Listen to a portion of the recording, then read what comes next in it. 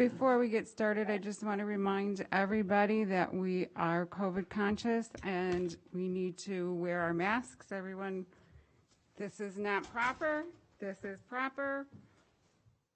Thank you. Okay. I'd like to call the meeting of Community Unit School District 300 Board of Education.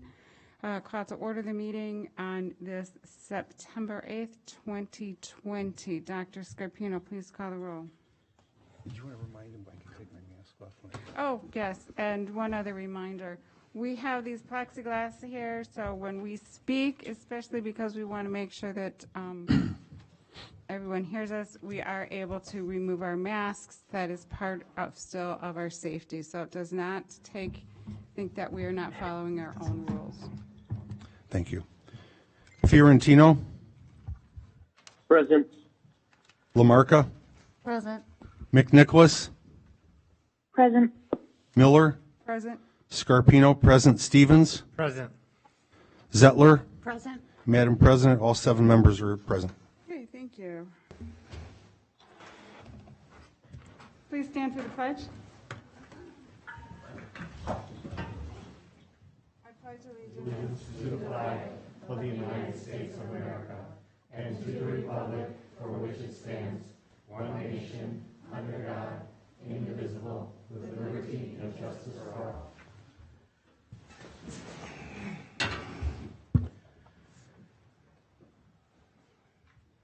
Okay.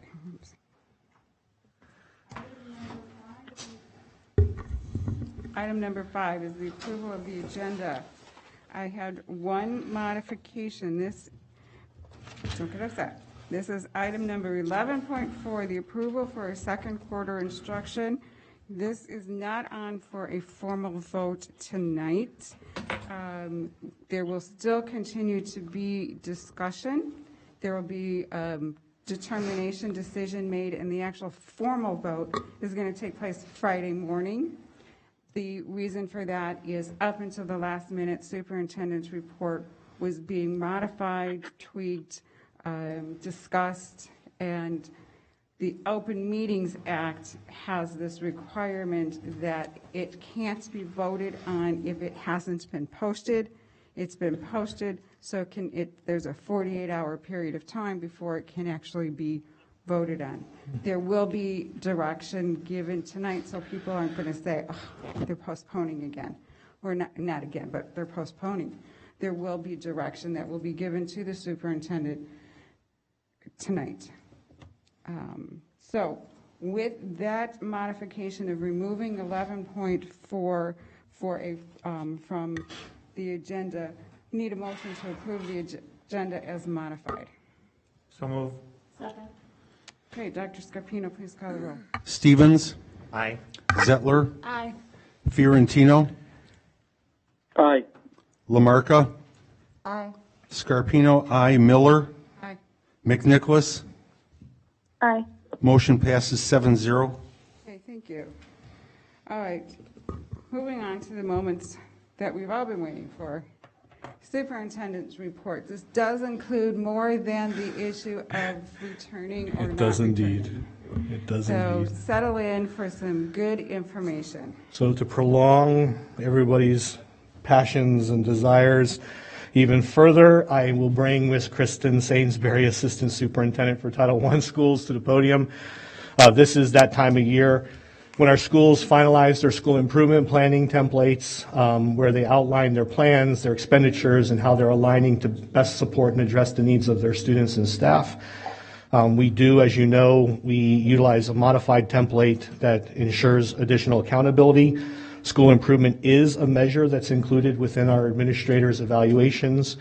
And so basically tonight, Ms. Sainsbury is here to talk about that process. Annually, those plans are revisited, revised, and updated, again, so that the district can best align our initiatives and supports in order to ensure that they are successful. So Ms. Sainsbury, it's yours at this time. Thank you. All right, good evening, Board of Education members, Mr. Hyde, staff, and community members. Each school year, principals and school staff members use various data points, observation, and stakeholder feedback to create their school improvement plans. The process is collaborative and involves partnerships with all groups. School improvement plans are always a fluid document and can change throughout the course of the school year. All district-level staff and administrators are committed to these plans in order to provide improved outcomes for students. These plans establish goals and strategies that will support improvement in the identified performance areas. Plans include 3-year academic goals with yearly targets in the academic areas of reading, math, and science. We're currently in year 2 of 3. Plans also include targets aligned to the District 300 strategic plan and ESSA indicators, which is the Every Student Succeeds Act. Academic goals have both a school-wide and subgroup focus. I'm sorry to interrupt, but just a reminder, people, masks worn the correct way. Thank you. Under traditional circumstances, school improvement plans are updated each spring and summer and fall based on new data points. District-level administration, principals, and school improvement teams would traditionally, again, work together to analyze student data and make changes to old goals and/or write new ones in response to students' needs. However, as a result of the pandemic, most local and state assessments were not administered in the spring. The following adjustments were made. Summer meetings were held with principals to focus on developing stronger monitoring systems for key ELA and math activities, respectively. In that scenario, principals first reflected and selected one of their high-impact or current ELA and math activities or strategies. Principals then met with Patty Schmidt in the assessment department to pull apart the activities and formulate concise targets and a plan for monitoring by answering who, what, when, and how an activity would be executed and measured. District directors provided supports to principals on activities relative to content areas, social emotional learning, PLC work, professional learning communities, remote and digital learning, and Power School assessment. Those are major areas of focus here this fall. Principals finalized plans with their SIP teams, and then the district level teams continue to support the principals and their respective schools in these plans. So again, these plans are the ownership and collective responsibility of the entire district. This is an example of an elementary academic math goal that you might see in a school improvement plan. The proficiency targets are set by the ESSA benchmark. This example math goal is written for the whole school. However, goals are also set for subgroups of students to better target and monitor their performance. Below the goal statement is an example of a specific school strategy or activity that might be implemented to support the goal. In this case, the school improvement team will work to identify key manipulative resources for each unit of study. Schools will also define which groups are responsible for the implementation. Although not listed in this example, this strategy could be led by grade level PLCs, again, professional learning communities, and math coaches.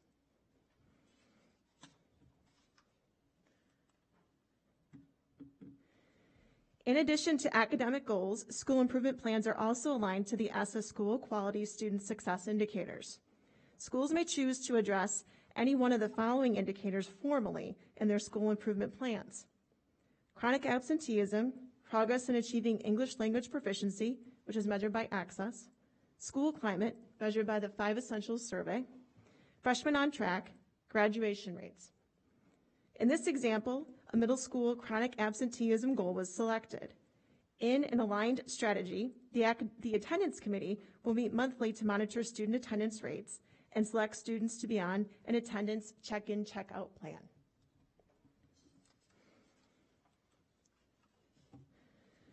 School improvement plans are also aligned to the District 300 strategic plan. In this particular high school example, the goal statement is written based on 5E data under the major indicator of collaborative teachers. Specifically, a subcategory of collaborative teachers is quality professional development. The 5 Essentials framework outlines the 5 Essentials factors that research indicates are necessary for driving sustainable school improvement: effective leaders, collaborative teachers, ambitious instruction, supportive environment, and involved families. Staff, parents, and students in grades 5 through 12 contribute to the survey data points. In the aligned strategy and activity presented, professional development on a high-yield instructional strategy will be implemented and monitored.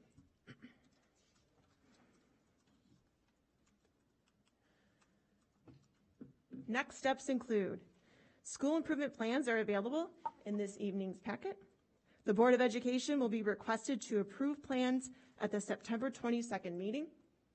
Principals and school improvement teams will be provided ongoing support by the district team as they implement their plans, and those plans will be made available on each school's website. Thank you. Any comments or questions from board members? Mr. Fiorentino, any comments or questions? No, ma'am. Ms. McNicholas, any comments or questions? Thank you. Okay, thank you. Thank you. Could you bring me the clicker? Sorry.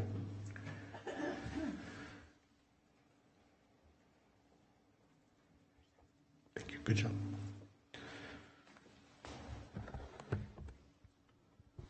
If we get an echo, I'll move further away. So right now, second phase or second part of the presentation tonight, as committed to back in July and June, or excuse me, June and July, we were committed, even though we had to modify our reopening plan to go remote because of changing expectations and guidelines from the CDC and IDPH.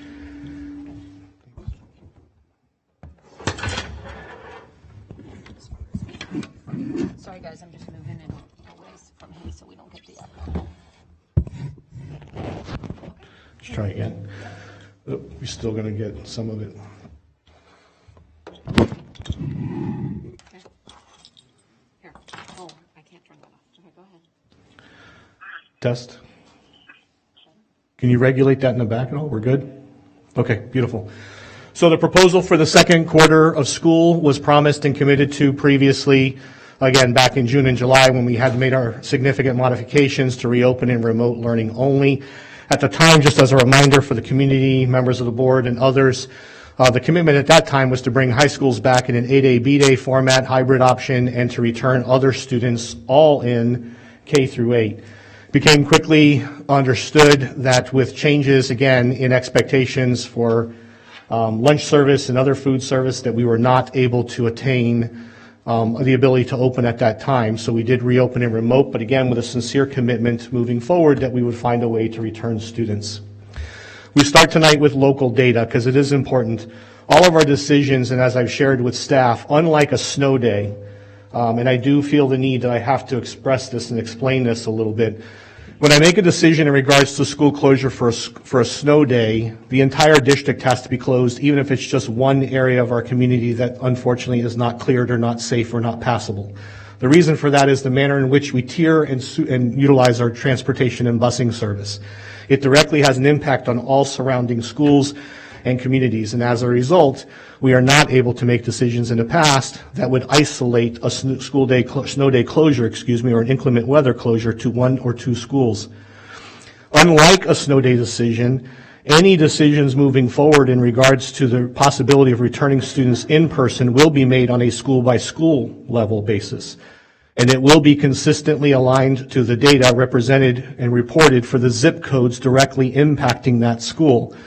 The benefit as a school district is I would not be put in a position where I have to close an entire school district should there be a spike in COVID cases amongst staff or students at a particular school or feeder pattern of schools.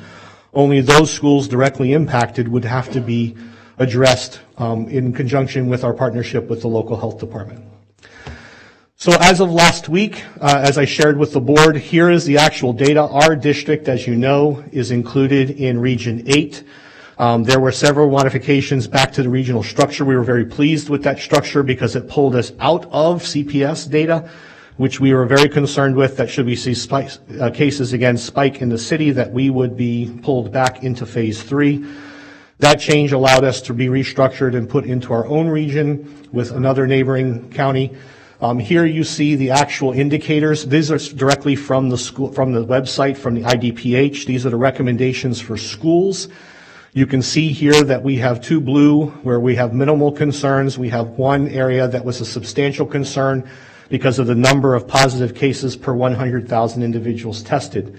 As I apprised the board over the weekend, that data has subsequently shifted, and right now, all areas for Kane County at present, as of the last update from the Kane County Health Department, are blue. This is the test positivity rate. Again, there's a lot of conversation out there, regardless of your political positioning or ideology, whether you want to argue that we have more positive cases because we test more, it really doesn't matter. At the end of the day, the data supports that there are ebbs and flows in test positivity. However, for McHenry County, again, we see that these areas, 2 were had minimal concerns for school districts, and 2 were moderate concerns for school districts. Again, these have also subsequently changed and look more positive than they did previously or last week when the data was initially pulled for the presentation. Again, here is the McHenry County test positivity rate data. What really matters most is the IDPA Region 8 details. And again, we do track this based off individual zip codes for our schools. And so, yes, there are areas within our community that have higher rates of infection, have higher positivity rates. But overall, you can see a traditional ebb and flow in the data. As I shared previously, my concerns following Memorial Day were founded. We did see a spike approximately 10 days past Memorial Day in positive test cases. I do have some concerns about the possibility of what may transpire after Labor Day, but we won't know that for 2 weeks. So please note that any recommendation made this evening subsequently can be changed or modified at the very last moment. If our district is moved back to phase 3, there are no exceptions. We will maintain and continue in remote learning. Outside of that, again, decisions will be made on a case-by-case or school-by-school basis moving forward. So it is important that everybody understand that this is a moving target, and we will address it and react accordingly. So as a school district, this table was already updated this morning. We do track and monitor all of our COVID or COVID-related cases. Since its inception, as of Friday's data, we had 83 cases. The new data is 107 COVID or COVID-like cases or symptomology amongst our staff. You see the school breakdowns there. You also see that as of Friday, we only had 3 positive cases out of 83 total reported incidents. That's a good thing. As of today, we're at 5 positive cases for COVID out of 107 or 108 incidents. That's a positivity rate of about 5%, it's 4.6. And so really, I think what this speaks to is the ability for us to address issues as they arise. Anytime an employee is ill or reports COVID symptoms, they are suspended, meaning that they are quarantined and they are remanded for testing. And the individuals who take the test report that test data back to us. And again, we have a low positivity rate. In addition to that, board members, please note that not a single case of the 5 reported has any connection to District 300. It's not a direct result of exposure on our campuses, nor is it a direct result of exposure to a colleague at this time. So we finally get to the point of tonight's meeting, although there'll be a lot of subsequent supportive information that stands behind this. So the recommendation at this time is that we do look to implement some form of a hybrid reentry model for October. Schools would have approximately 50% of their students enrolled or attending on any given day. If we went to an A-day, B-day, and then those students who would be home would either be working asynchronously or would have other assignments and tasks for them to do. The exception at this time would continue to be our self-contained special education students who would continue to be served on a daily basis. Some sample schedules, for example, for the community and for staff and for the board. Preschool, for example, may be on an A-day, B-day rotating schedule. Elementary schools may be on an A-day, B-day rotating schedule. Middle schools on an A-day, B-day rotating schedule. High schools may be on an A-day, B-day, or they may be on an ABC schedule that has yet to be determined. The actual structure of the week has yet to be finalized. As the board knows, we were looking at several options. For example, I'll just pull one out of the air because, again, there's a lot of discussion left and a lot of these things have yet to be finalized. For example, in an A-day, B-day, we'll just use middle school. The discussion at present is, will they maintain an asynchronous Friday or an asynchronous day in between to allow for additional cleaning like many other school districts have utilized? Or would we move to a full remote day, eliminate the asynchronous day? And again, that's being discussed right now through collaborative councils and in our partnership with our lead organization and lead union leadership. In addition to which, some of the things have yet to be finalized is how this would be phased in. Both Lake County, McHenry County, and Kane County Departments of Public Health have all supported the fact that we should, even if we return to school, they are not recommending a full return of all students immediately. So if you look at a school like Dundee Crown, who roughly has 2,800 students, on any given day, they would have 1,400 students. What the health departments have told us is do not return 1,400 students at the same time. That what school districts need to do is take a cautious approach and phase those students in. That does not mean that that phase-in approach would be protracted or prolonged. It could simply be a few days. For example, you may bring freshmen in for 2 days, then bring freshmen and sophomores in after that. After 2 more days, you bring freshmen, sophomores, and juniors, and then freshmen, sophomores, and seniors. Then you have your whole class together in the building, but it allows us to phase that in and manage any issues that arise. So why now? Why is there a change? How is it we can do this now when we previously felt that we could not? So number one, we're honoring our commitments. At the time when I made the decision and recommendation to the board to go remote, it was with a sincere commitment that we would reopen if we could do so safely for our staff, students, and community. The local desk data does suggest that it's safe. Again, while I'm not entirely thrilled with the number of positive cases, especially in certain zip codes, the reality of it is we do see a pretty steady number within our community. As of late, we're hearing more cases involving students. I'll provide an example later that I could hold up as an example of what would close a school, and that came up today.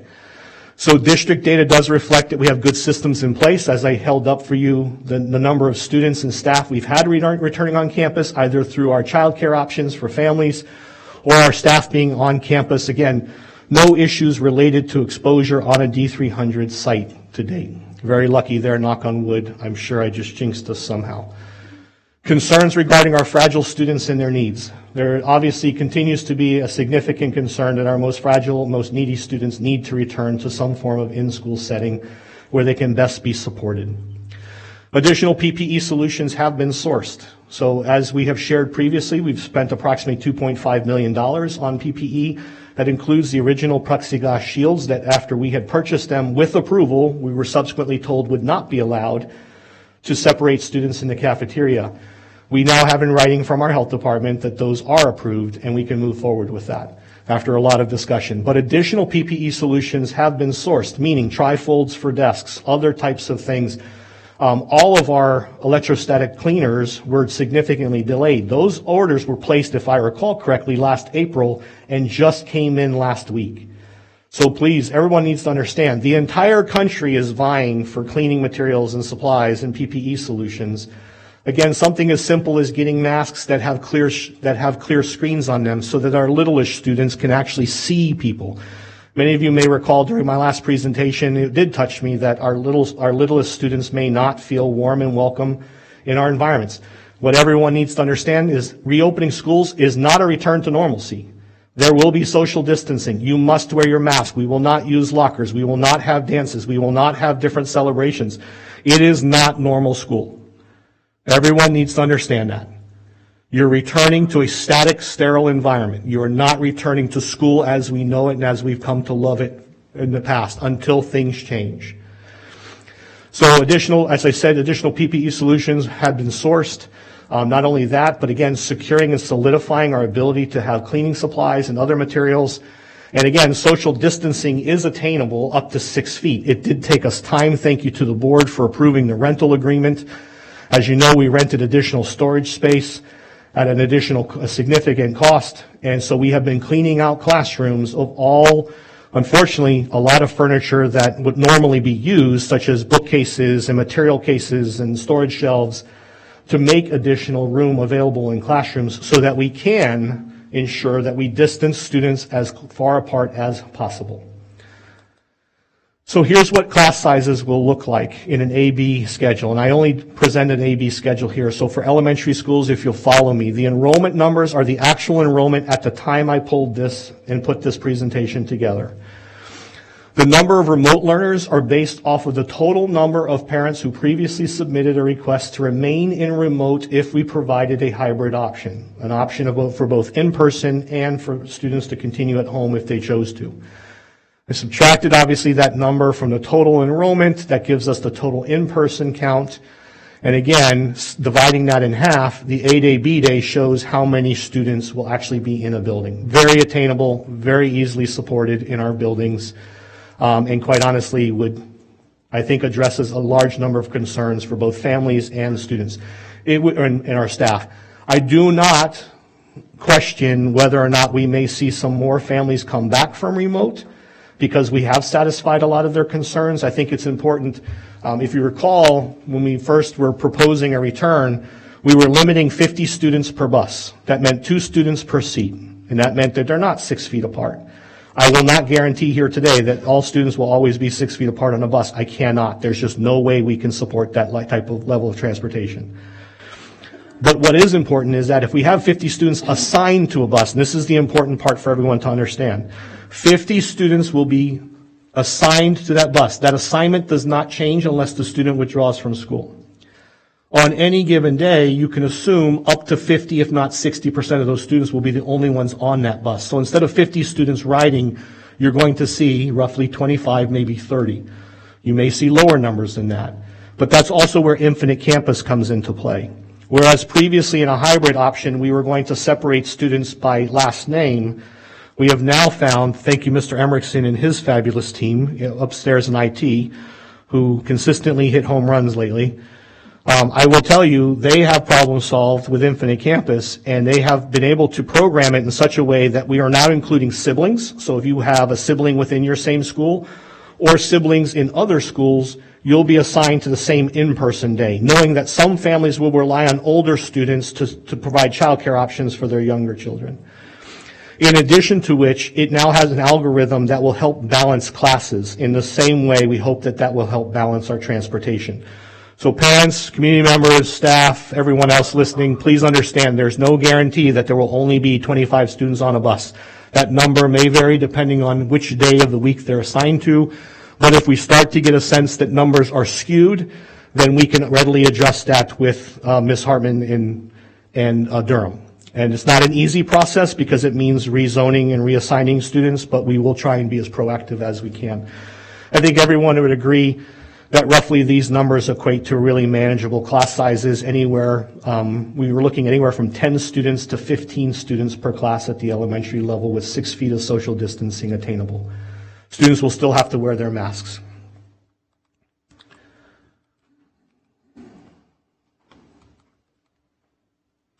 There it goes. Middle and high school classes, same thing. We took the total number of enrollment, subtracted the number of remote learners, comes up with our final in-person numbers, and the AB schedule is here. Just pointing out something that's important. For example, our high schools are rather large, and so we will still have large numbers of students on our campuses. Middle schools in particular will utilize additional strategies. For example, CMS will be utilizing a strategy where students will not move. Very few students will transition each class period. Oftentimes students are cross-teamed. If you are a parent and you have a middle schooler, for example, they may be on a team, but they actually leave that team to go to a different team, for example, to take high school algebra, and then they return back to their cohort later on. Those students would still transition in hallways to their next class. Staff will move within that building.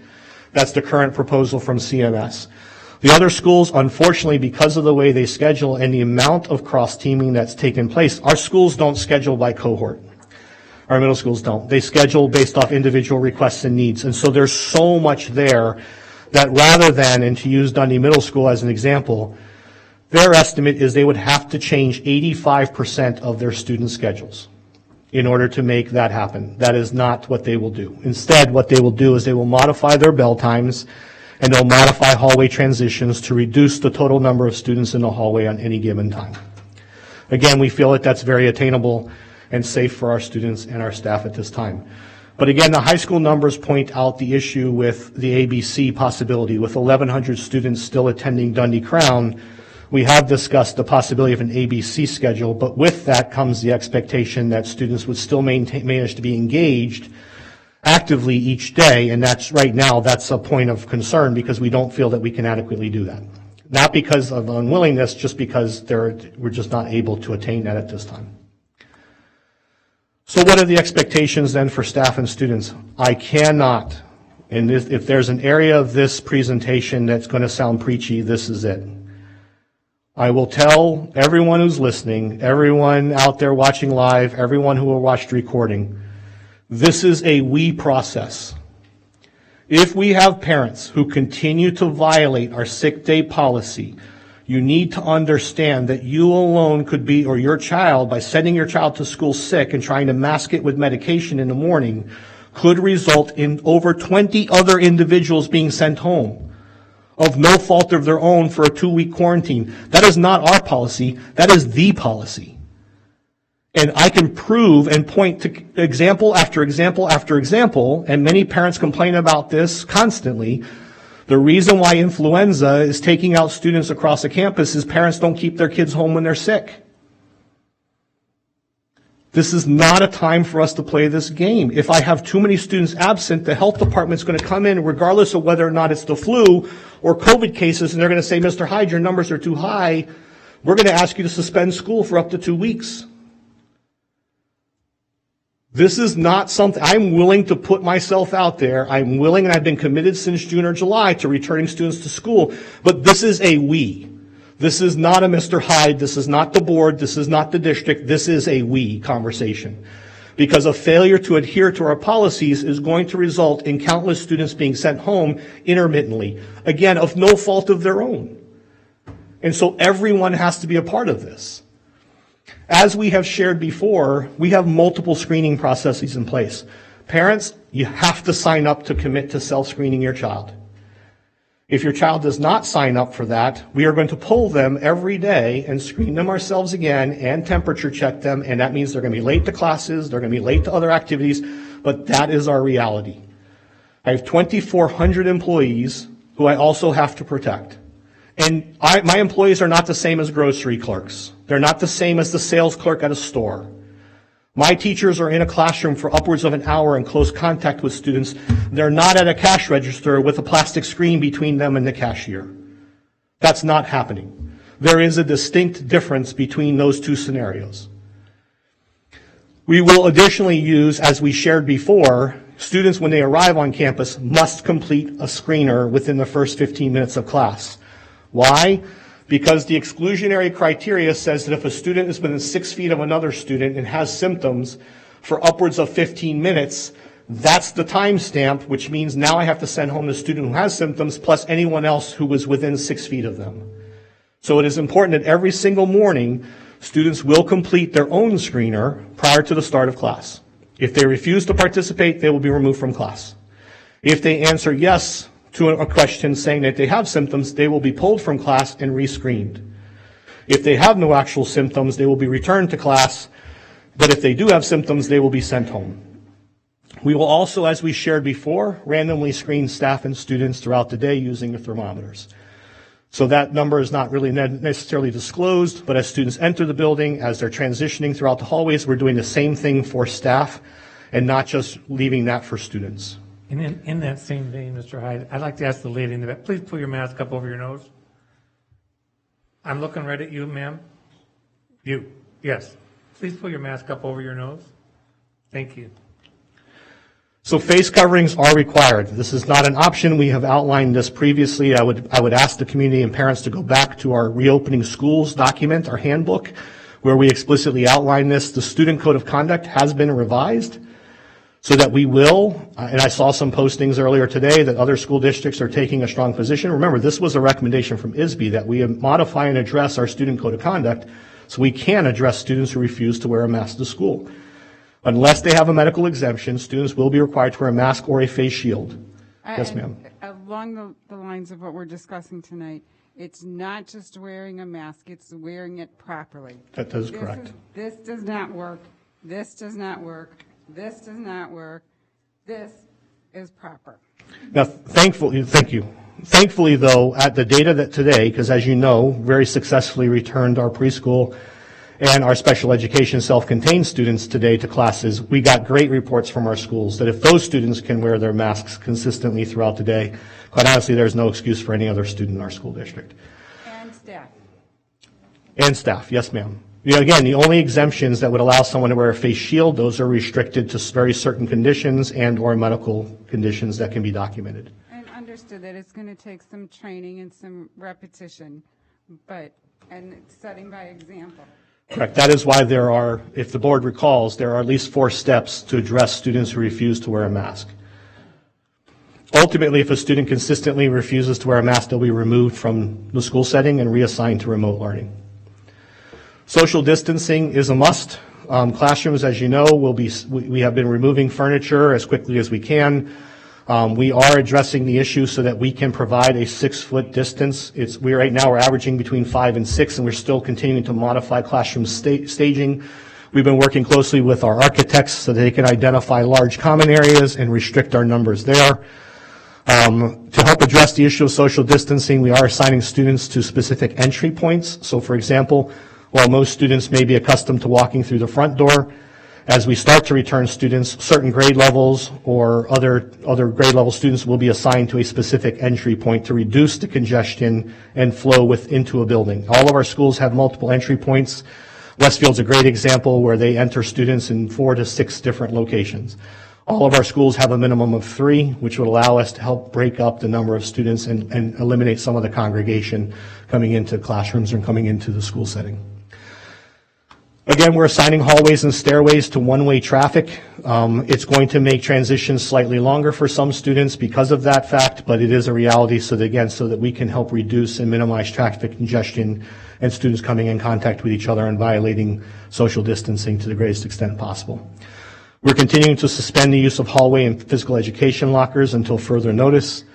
Assemblies and other events will be modified to fit within the recommendations of no more than 50 with adequate social distancing and spacing.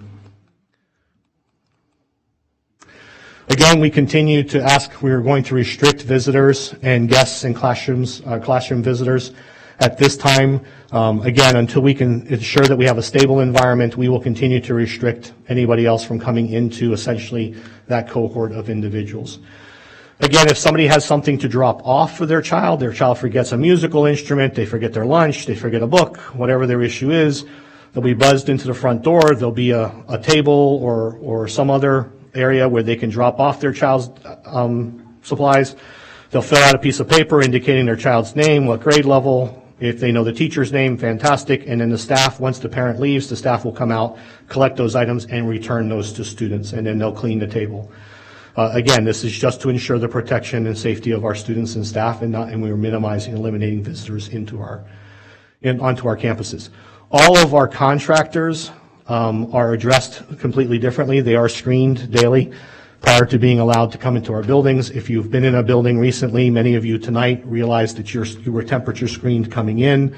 That is an expectation, again, for other of our contractors and guests. So our District 300 illness policy, I'm not going to read all of these because, quite honestly, it's rather extensive. The simple statement is, please don't medicate your child and send them to school sick. I've been asked very frequently by people, well, how are you going to consequence families if they violate that rule? Well, respectfully, I don't think it's necessarily my role to consequence families. What they need to understand is if you send your student to school sick and they start to show symptoms at school, again, not only is it going to have an impact on some of their classmates where they may have to be sent home, but the reality of it is your child's going to be quarantined for a minimum of 10 to 14 days. So sending your child to school for that one day because you had to make a decision that you had to go to work that day, respectfully, is going to impact you for the next 2 weeks. So this is not a matter of just trying to mask a student's illness with medication. If students, in accordance with IDPH guidelines, if a student has a pre-existing medical condition, I want this to basically be a way for me, and I'll put this in my memo again going out to families later, but I would encourage families to make sure that they start these conversations and start getting notes from their family physician now.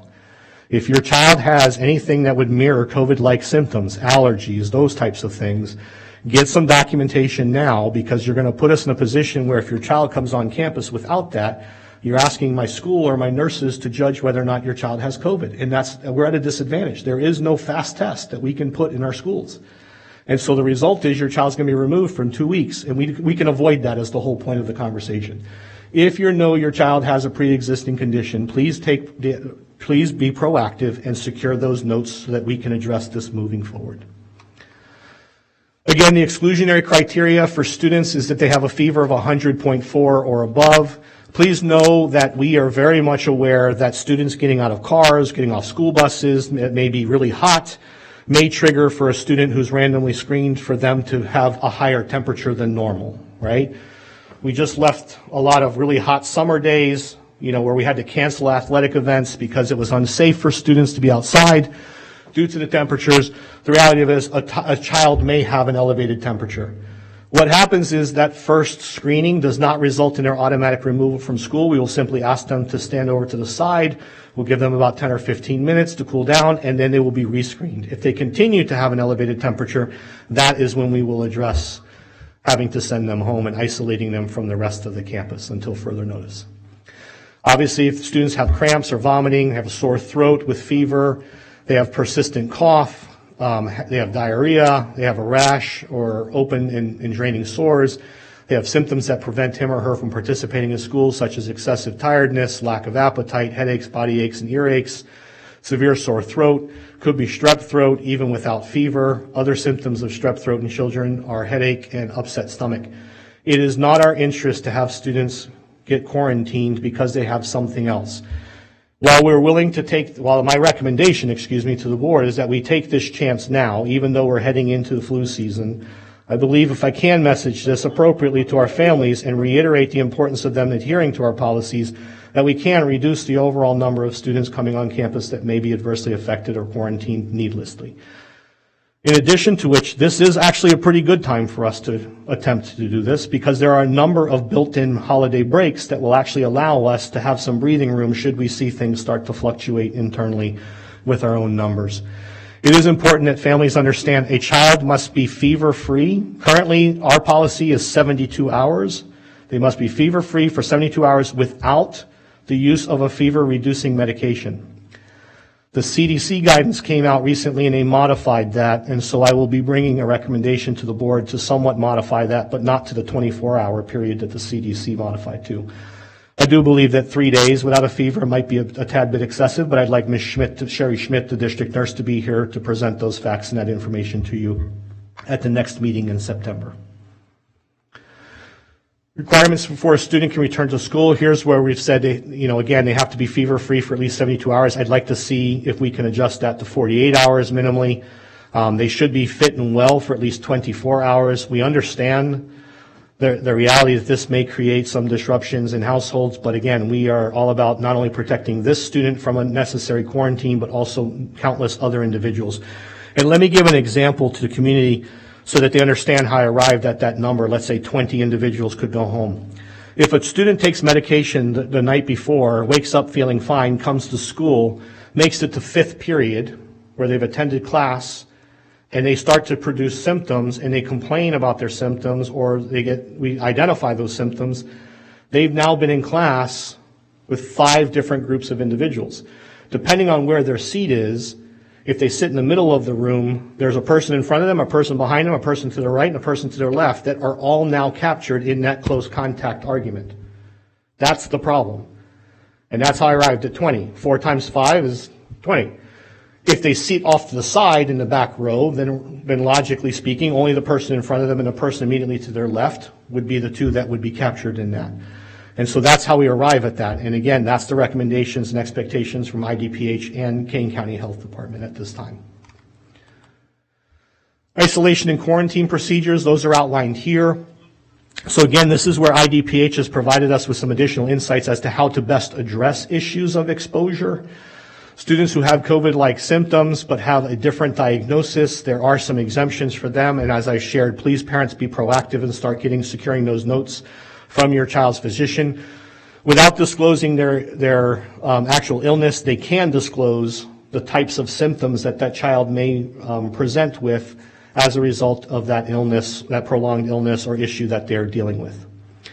In addition to which, if a child has COVID, has been exposed to COVID, there are some restrictions, and these still apply to staff. And I think that's the other part of this conversation I failed to address previously.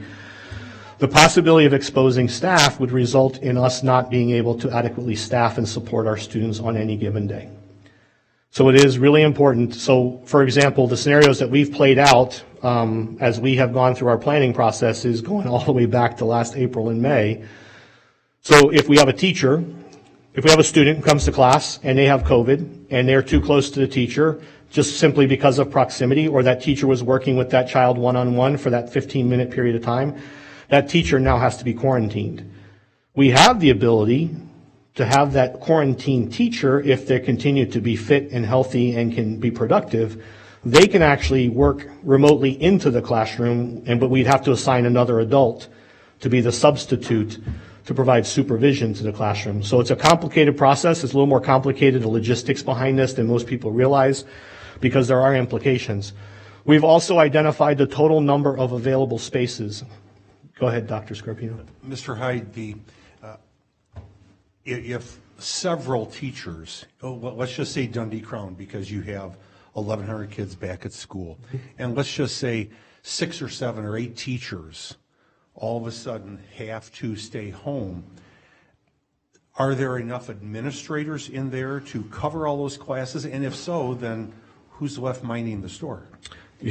So, 2 answers to that question. Between our current substitute pool, Mr. Mora has done a fabulous job contacting our substitutes to find out who's comfortable returning and who's not. We already have some subs who have returned for short and long-term assignments. In addition to which, if you recall, the board has 2 substitute teachers for each elementary school that we have subsequently pulled back in, and we will reassign as needed to provide coverage in those scenarios. High schools in particular can do a lot of internal subbing. So I think what's important, it's a great question. It helps segue into a point of clarification. Just because someone's sent home doesn't mean everyone has to be sent home. And that's why I keep reiterating that 6 feet for 15 minutes. Everyone else is fine. We will close a classroom for an event minimally for 24 hours, up to 48 hours.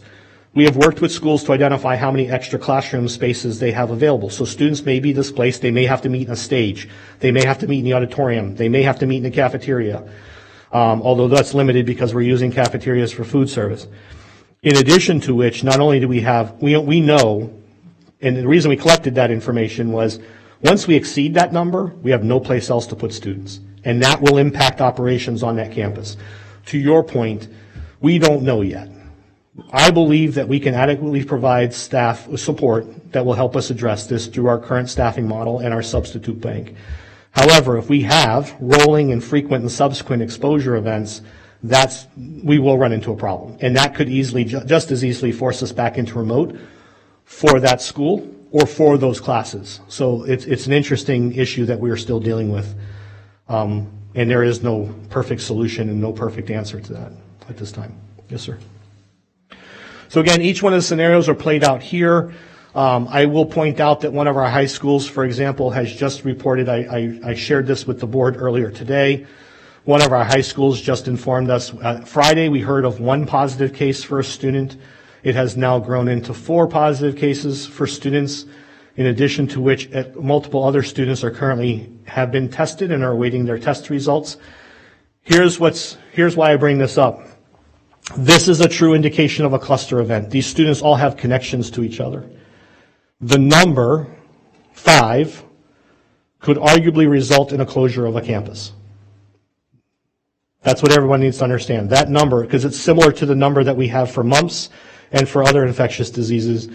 The IDPH and the Kane County Health Department, depending on which district we're in, or the McHenry County Health Department, anytime we have cases, we report those. They start their tracking.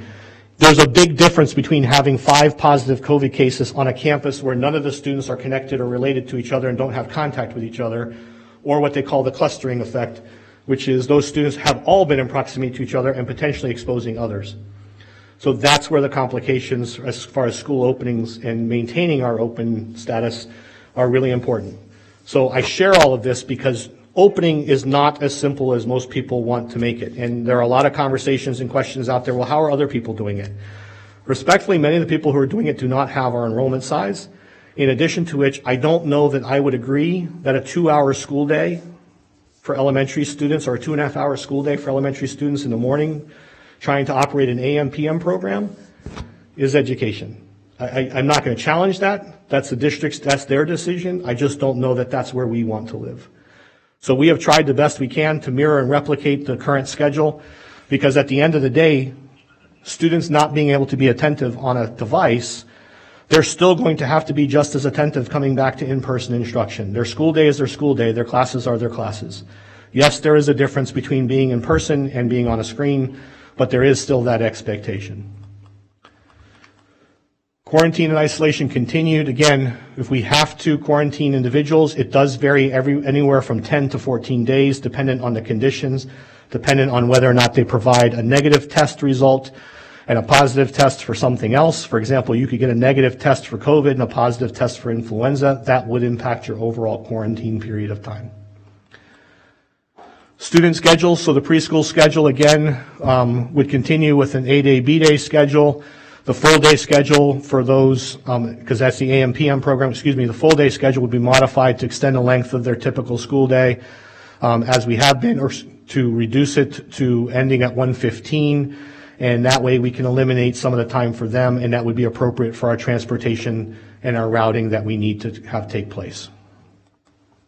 The elementary schedule, again, the recommendation would be an A-day, B-day rotating schedule for our students, again, with some understanding that that's not explicitly what will happen Monday through Friday. It could be 4 days a week with either a full remote and or an asynchronous day that has yet to be finalized. Students will continue to follow their regular school schedule.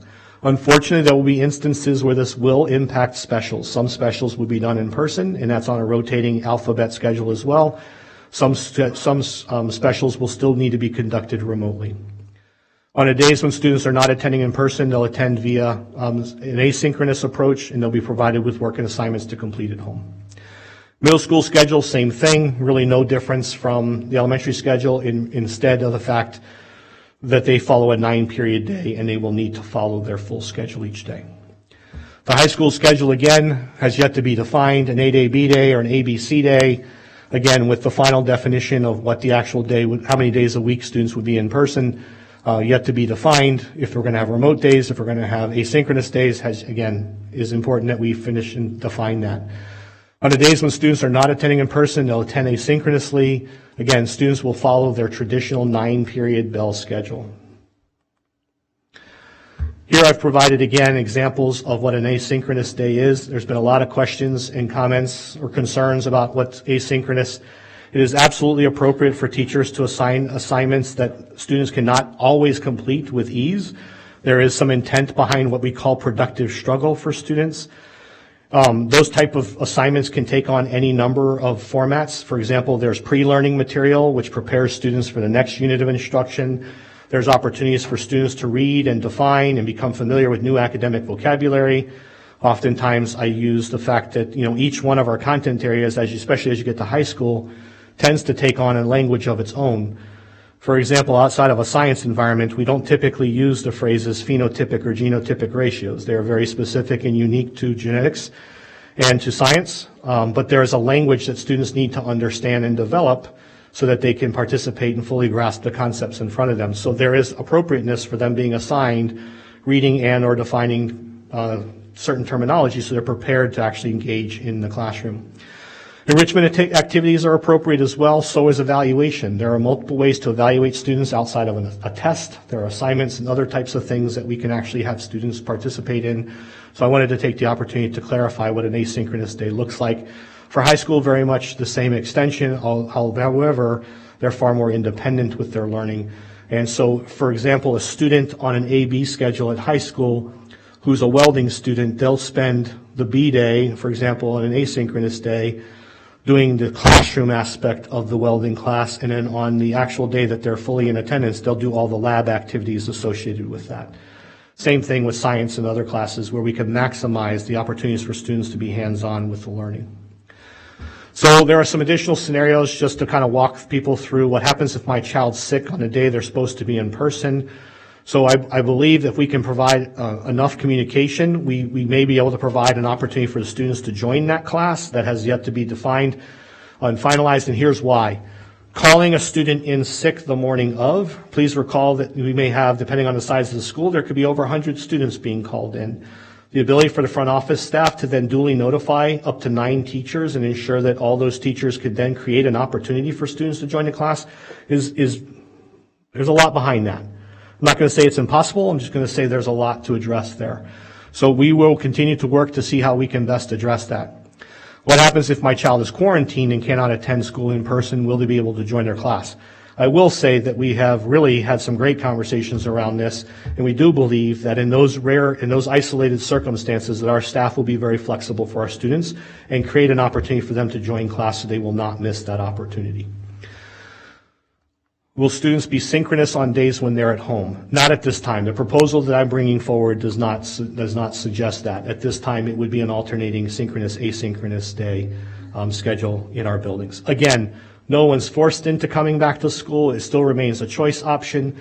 We will go back out and resurvey everyone who has submitted an intent for remote learning.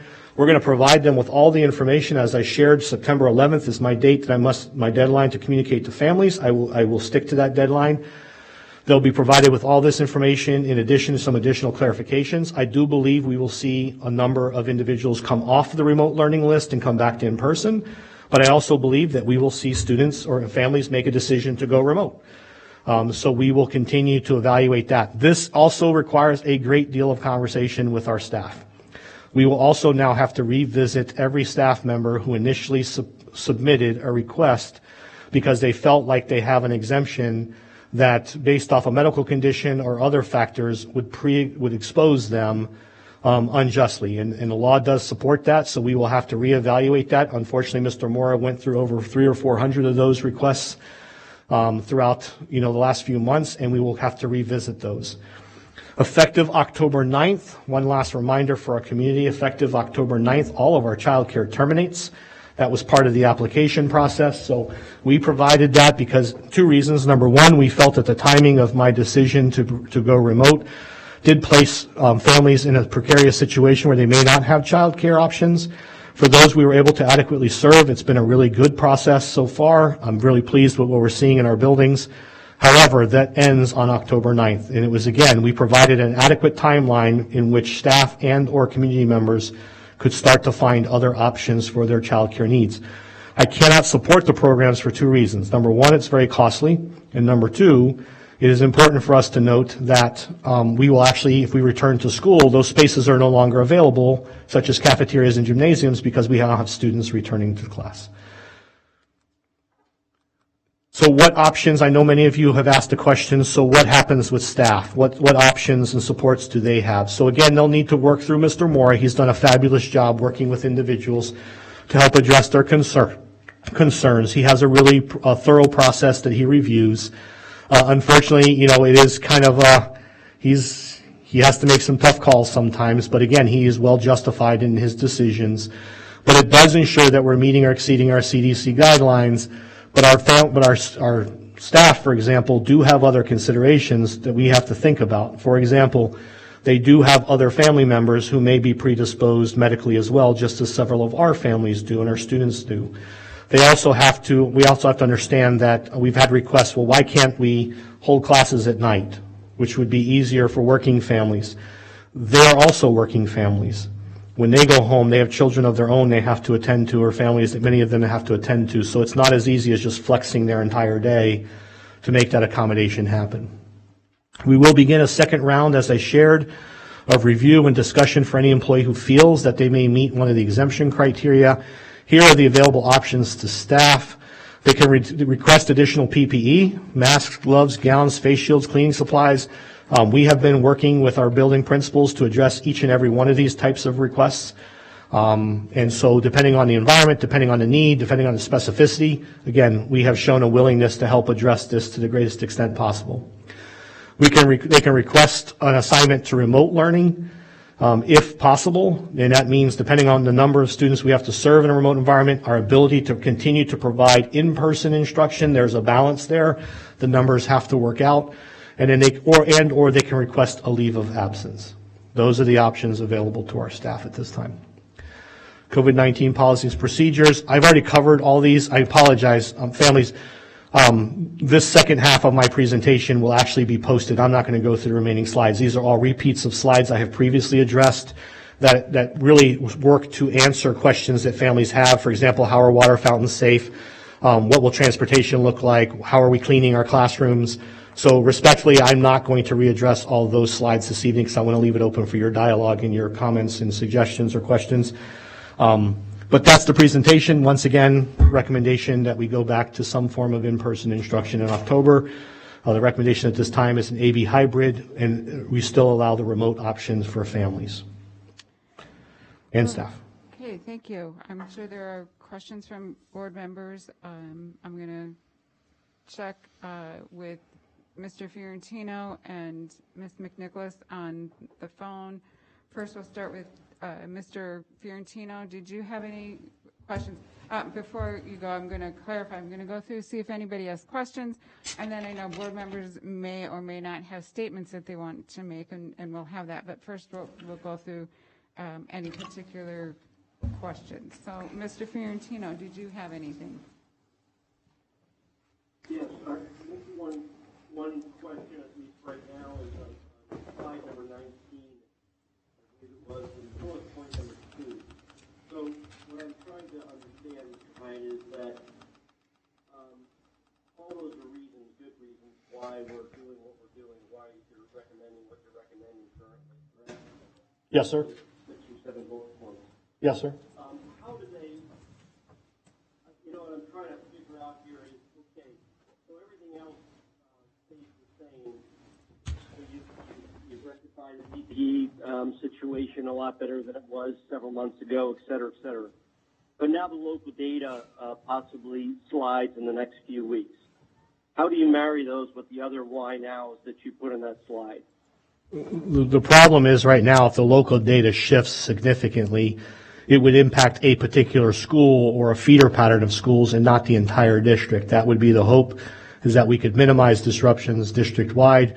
We also believe that at this time, our numbers are sufficient and static enough while high, and while concerning, we're not seeing the scaling that we had initially anticipated.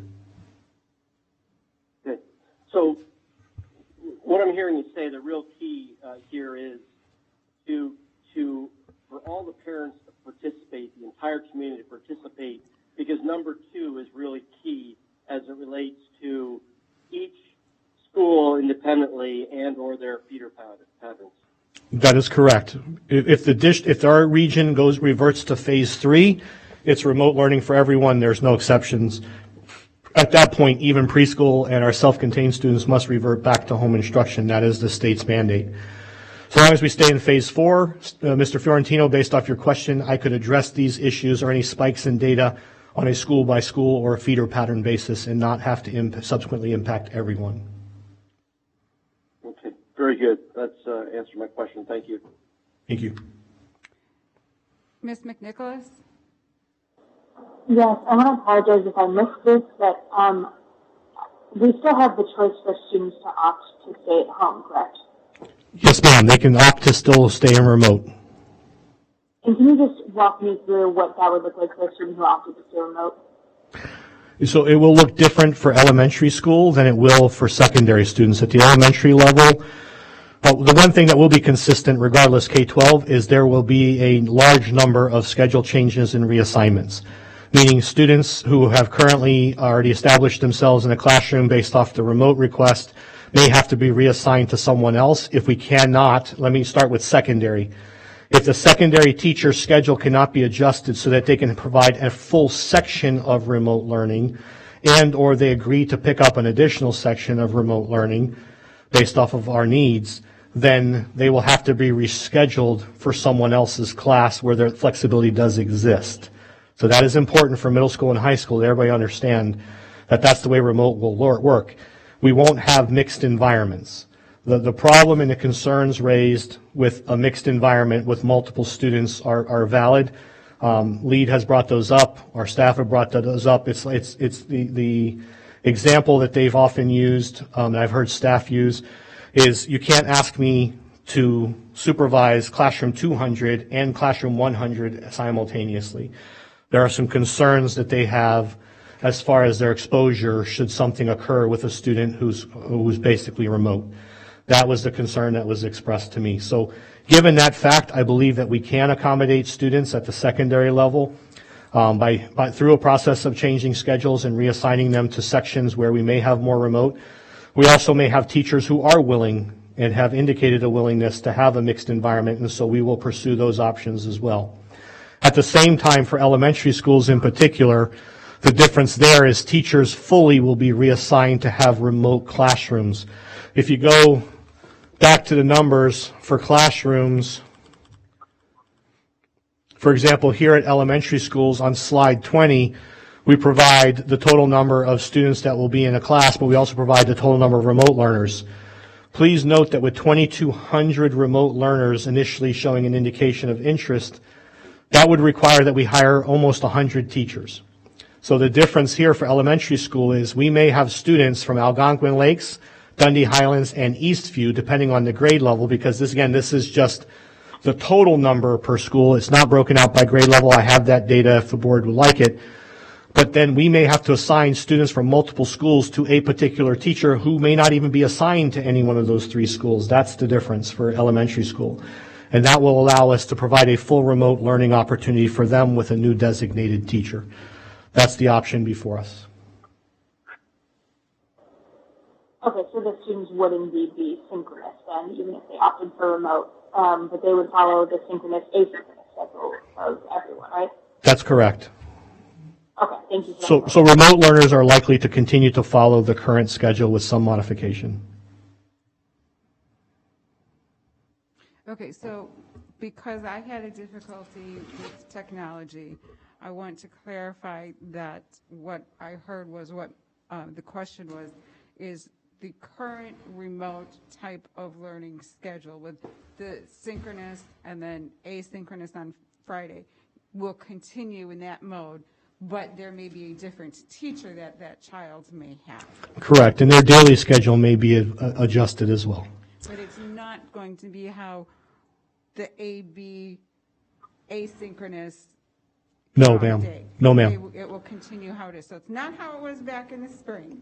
Correct. They will continue how it was this term. They have a different teacher. That is correct. Or Teachers. Okay. But with that, I wanted to clarify, that was what Ms. McNicholas's question was regarding the current students that are on remote. I apologize. I didn't understand it that way, so thank you for clarifying. But yes, the answer is yes, that they would be able to continue in that regard. And as well as any other students that didn't do the survey previously saying they wanted to do remote, but any students that choose to continue fully remote will be as it is now. Depending on the board's decision and the appropriateness of the timeline, we will resurvey families to address this one last time, but there will be a very tight deadline for families to respond. Okay. Because for planning purposes, this is a very interesting mathematics formula to solve. Okay. Thank you. I just wanted to make sure that because of technology, I wasn't sure. Yes, ma'am. Ms. McNicholas, did you have any other questions? That was all, thank you. Thank you. On the board here present, I'm looking to see if anyone is raising their hand first before I just go down the line with any questions. All right, Mr. Stevens, you always seem ready to go. My questions, and I reserve the right to ask more when I'm done. Of course. My questions are, I think, reasonably simple. I noticed when I was in church on Sunday, there were 2 very young children in front of me that had a mask on that had a point on it over the nose, so that you couldn't wear the mask without covering the nose. Could we mandate that certain type of mask? And the kids had no trouble. They never fussed with it for an hour at least. They never fussed with it, never messed with it. It didn't seem to bother them. Could we either supply or mandate that kind of mask for the earliest students? I think you answered your own question. If we were to mandate such a mask, I believe we would be in a position to have to provide that mask. Given the economic situation for our families, some will continue to use disposable masks, others will use cotton, masks. I don't know. We can make a strong recommendation, but I don't believe that that would be a criteria that we could hold and make a must. Unless we provided it. Yes, sir. If we provided it, that could be that possibility, just to have an idea. Similar to a school. We could explore that. I mean.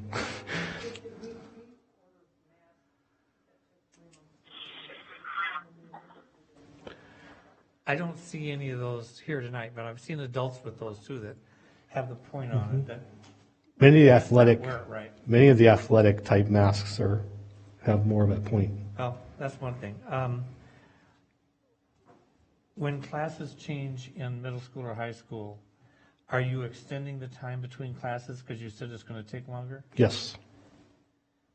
On the Zoom, when you do a Zoom class, the access code changes every single time, or can you have a standard access code for a teacher? No, sir. One of our safety protocols is that's randomized so that we prevent Zoom bombing and other activities from taking place. Okay. Is that one of the reasons that we couldn't have synchronous learning at the same time you're doing the ones in class? No, sir. I think part of that is just the ability to manage both environments that our teachers have expressed. I think you in said that there were time, concerns. I don't know what those concerns are. I'd like to have some idea what those concerns are. as I just outlined previously, so teachers have a concern that I can't properly supervise students who are both physically present in my class and on the device, because if I turn my back to go to the board to model something or to draw something or to do something instructionally, I'm not actually watching my class online. So should a student do something inappropriate, is that teacher going to be held accountable for that and that behavior? Because the expectation amongst staff, amongst parents will be, yes, that somebody is addressed because they failed to properly supervise their class. Those are the assumptions that many of our teachers have concerns about. So I think there is some legitimacy to that concern. That does not mean that staff will not become acclimated or accustomed to it. Many are comfortable with it, but to assume that everyone will do it without those concerns is not valid. And I could bring Mr. Williamson up to the podium, and I think he could express the concern as well, because that's what he's hearing from his members. Okay, I'll confess, I'm still having trouble understanding what those concerns really are and what a student could do that could put us in jeopardy. Disrobing, using narcotics, inappropriate vulgar language and/or other depictions, racist slurs, racist imagery. And why would that be the teacher's fault? Well, that's just it. It's not the teacher's fault, but if their back is turned, they feel liable for basically the lack of supervision for those students and what others are exposed to. Would we have a legal opinion that would make them feel better? Sure. It's not going to diminish the concerns of parents, but yes, sir, we could get a legal opinion on that. We have a legal opinion. As far as it being illegal, that process, that's not illegal. The problem is, again, how do you overcome that concern? And that's going to take some time and some comfort. Mr. Williamson, do you feel you can? Yeah, to repeat the question just to make sure I'm hearing it correctly. Why can't teachers teach synchronously? Sorry. I don't understand the concerns of teaching a synchronous class at the same time you're teaching the kids who are in the building. So the concern is, so I've got a live set of students right here, and then I've got a synchronous set of students. Now, let's say I have 10 and 10, whatever the number Yeah, is. sure, whatever the number is, doesn't matter. So let me, I think Fred's very clearly articulated a lot of the concerns that I hear with people saying, okay, I'm in the classroom, things are going on, my eyes aren't on everybody, and yet I've got cameras on me, or cameras on these students, or cameras on what's going on. And there's that piece. But I think the other piece that's really, truly important, so when I'm not doing this work, I also am the president of the board of an after-school arts program. We currently do synchronous and live at the same time. And I will tell you, what they tell me over and over and over again is, it's one thing if I have got one single student on a computer platform, because I can just treat that computer as though it were the student. I walk up to it, I talk to the computer, I pretend the computer is David Scarpino. I do all of the things that I would do if David Scarpino is actually there, right? Once I get to two students, that becomes exceptionally difficult. It's still vaguely possible, but it's exceptionally difficult. Once I am at three, I am not truly providing an environment any longer where I'm actually addressing those students' needs, because when you get onto that screen, and when you go to the computer where now I have David and Ann and Leslie, now I'm not even able to maximize what I'm doing with those students. So as an educational practice, it's also not a good practice. Fred asked me earlier why I, as union president, was so opposed to it. My opposition to it is not only the possible legal ramifications of somebody filming something which, I mean, we've already had some interesting incidents to that. It's not just that. It's that educationally, the idea of trying to divide my attention between this room and this room is impossible. And I will say this, we do not ask teachers to supervise 2 rooms at the same time. Okay, there are a lot of legality issues with that. If we are doing a Zoom room and a live room, we are in essence asking them to do that. I think I'm a fairly good educator, and I will tell you now I'm not up to that challenge. And I'm willing to try almost anything, as people will tell you.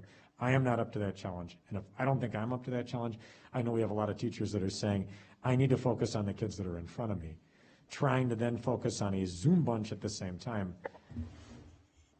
There are a lot of questions about it, and it's not educationally sound.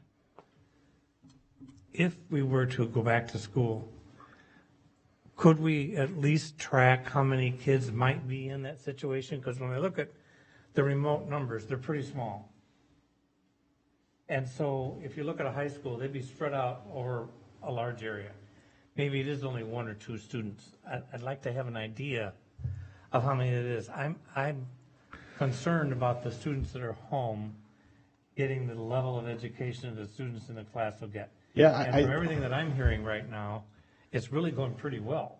I mean, except for maybe the very younger grades where the kids aren't adjusted and don't really know what's going on. But for high school level, I've heard nothing but positive comments.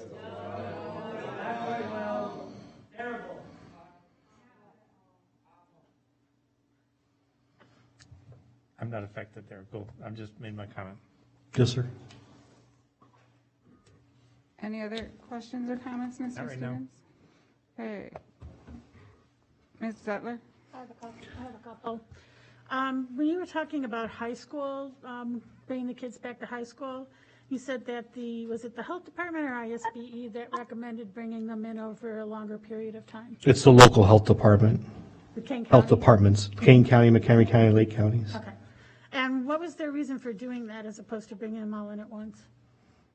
I would assume it's just to minimize the number of students coming in contact with them initially as we reestablish cohorts.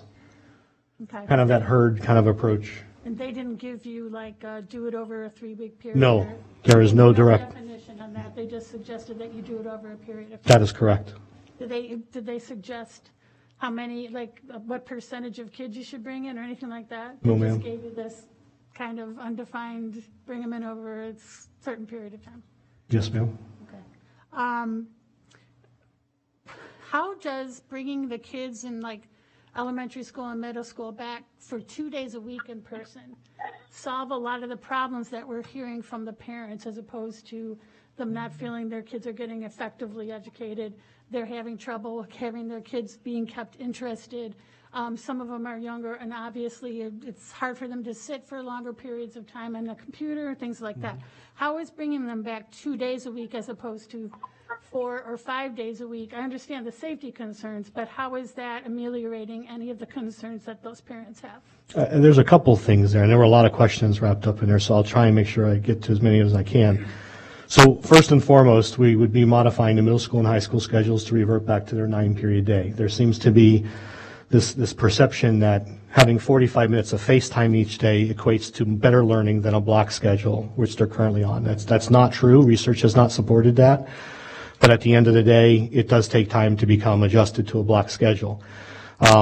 We felt, as we did last spring, that the best way for us to help students was to reduce the workload on students each day, and rather than having students be put in a position to have 9 classes where they could receive upwards of an hour to an hour and a half of homework, or 2 hours, depending on the class, each night. Quite honestly, we felt it was in our students' best interest to help them balance that workload. That continues to be our philosophy and our approach moving forward. We did work with collaborative councils to establish the elementary schedule. Again, they overwhelmingly requested the current schedule that we're on. There are a lot of reasons why students may lack engagement. I don't believe that there's a school year that we open where we don't see kindergartners continuing to cling to their parents and cry because of the separation that occurs. There is a harsh reality that what a lot of parents have dealt with recently in their households is exactly what our teachers deal with during the first month of school. Not all children do not come to school ready, right? So as far as their attentiveness, as far as their ability to maintain Now, there is a difference because we're at school, we're not competing with many of the distractions that they have at home. You know, and again, they're transitioning back from summer where they're at home and it's, you know, there's structured play, there's all kinds of activities for them, but school is very different. So there is some discussion about modifying the elementary schedule for the early primary grades should we stay in remote, but that's an ongoing conversation as well. As it relates to how is it better, it will allow us to provide students with more opportunities for those hands-on activities and labs. We continue to find and create schedules that will ultimately return our career tech ed students back into classes that will allow them to do those lab experiences. But as you know, and as we've shared with the community, the priority right now is on year 3 students who will have to take the industry certification exams. It is not an equitable process by any means that would allow all students to participate. I'll be the first to say that returning to school 2 days or 3 days a week, depending on the ABC rotation, right, because you could have 3 A days in a week and 2 B days, and then next week have 3 B days and 2 A days. Based off that rotation, I would say that right now it would provide, again, students with the ability to connect with counselors and other support staff as they struggle at home. You know, what's interesting about remote learning is we're getting a really unique insight into many of our children's households and the environments in which they live, and that has caused some additional concern as we've progressed through remote learning this time. Okay. And then you said a couple times that this is a flexible plan. I want to make sure that everybody understands here. But I also want to make sure I understand what that means. So, I mean, my understanding is that we could come up with this plan today. We could say this plan is the plan, et cetera, but something literally could happen tomorrow that would blow that all out of the water. Correct? Yes, ma'am. And that could happen. We go back on October 13th and enact this plan or some other plan.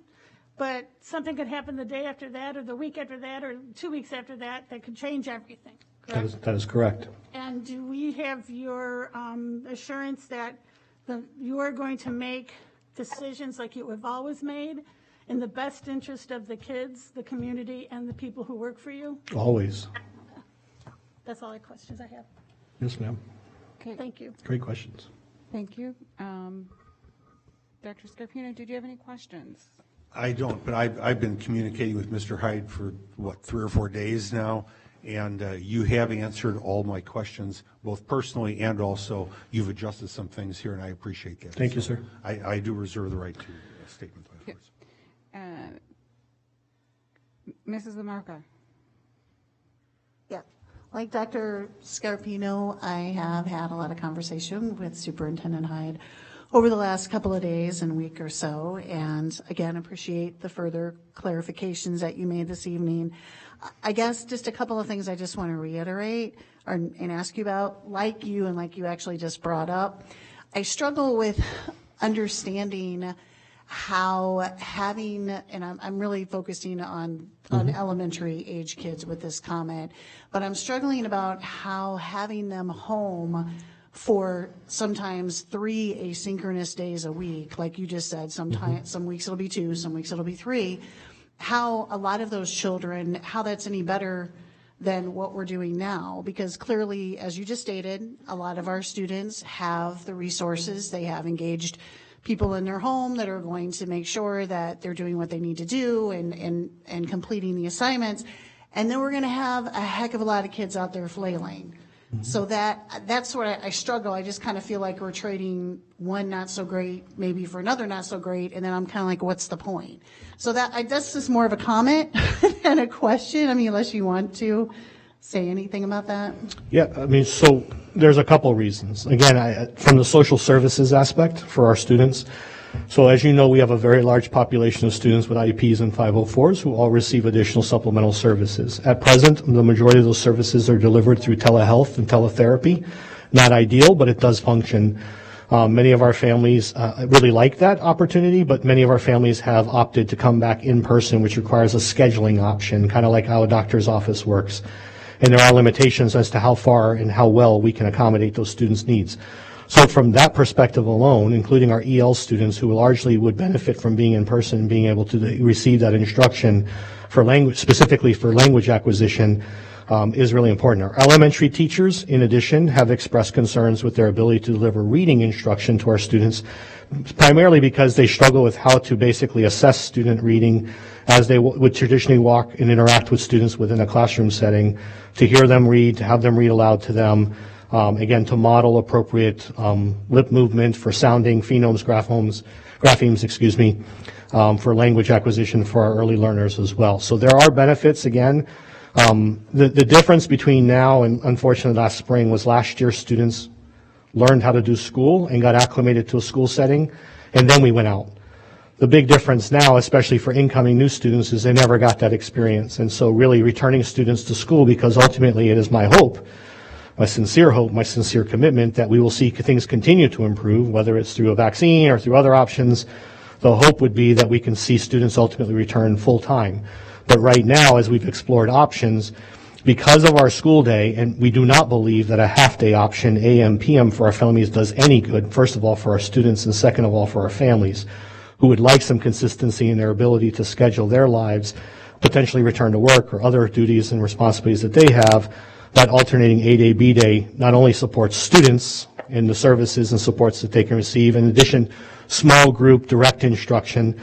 In the elementary setting as well, the hope would be, and we've had conversations about this, that the class would begin as a whole, meaning the students who are remote would remote in for the morning.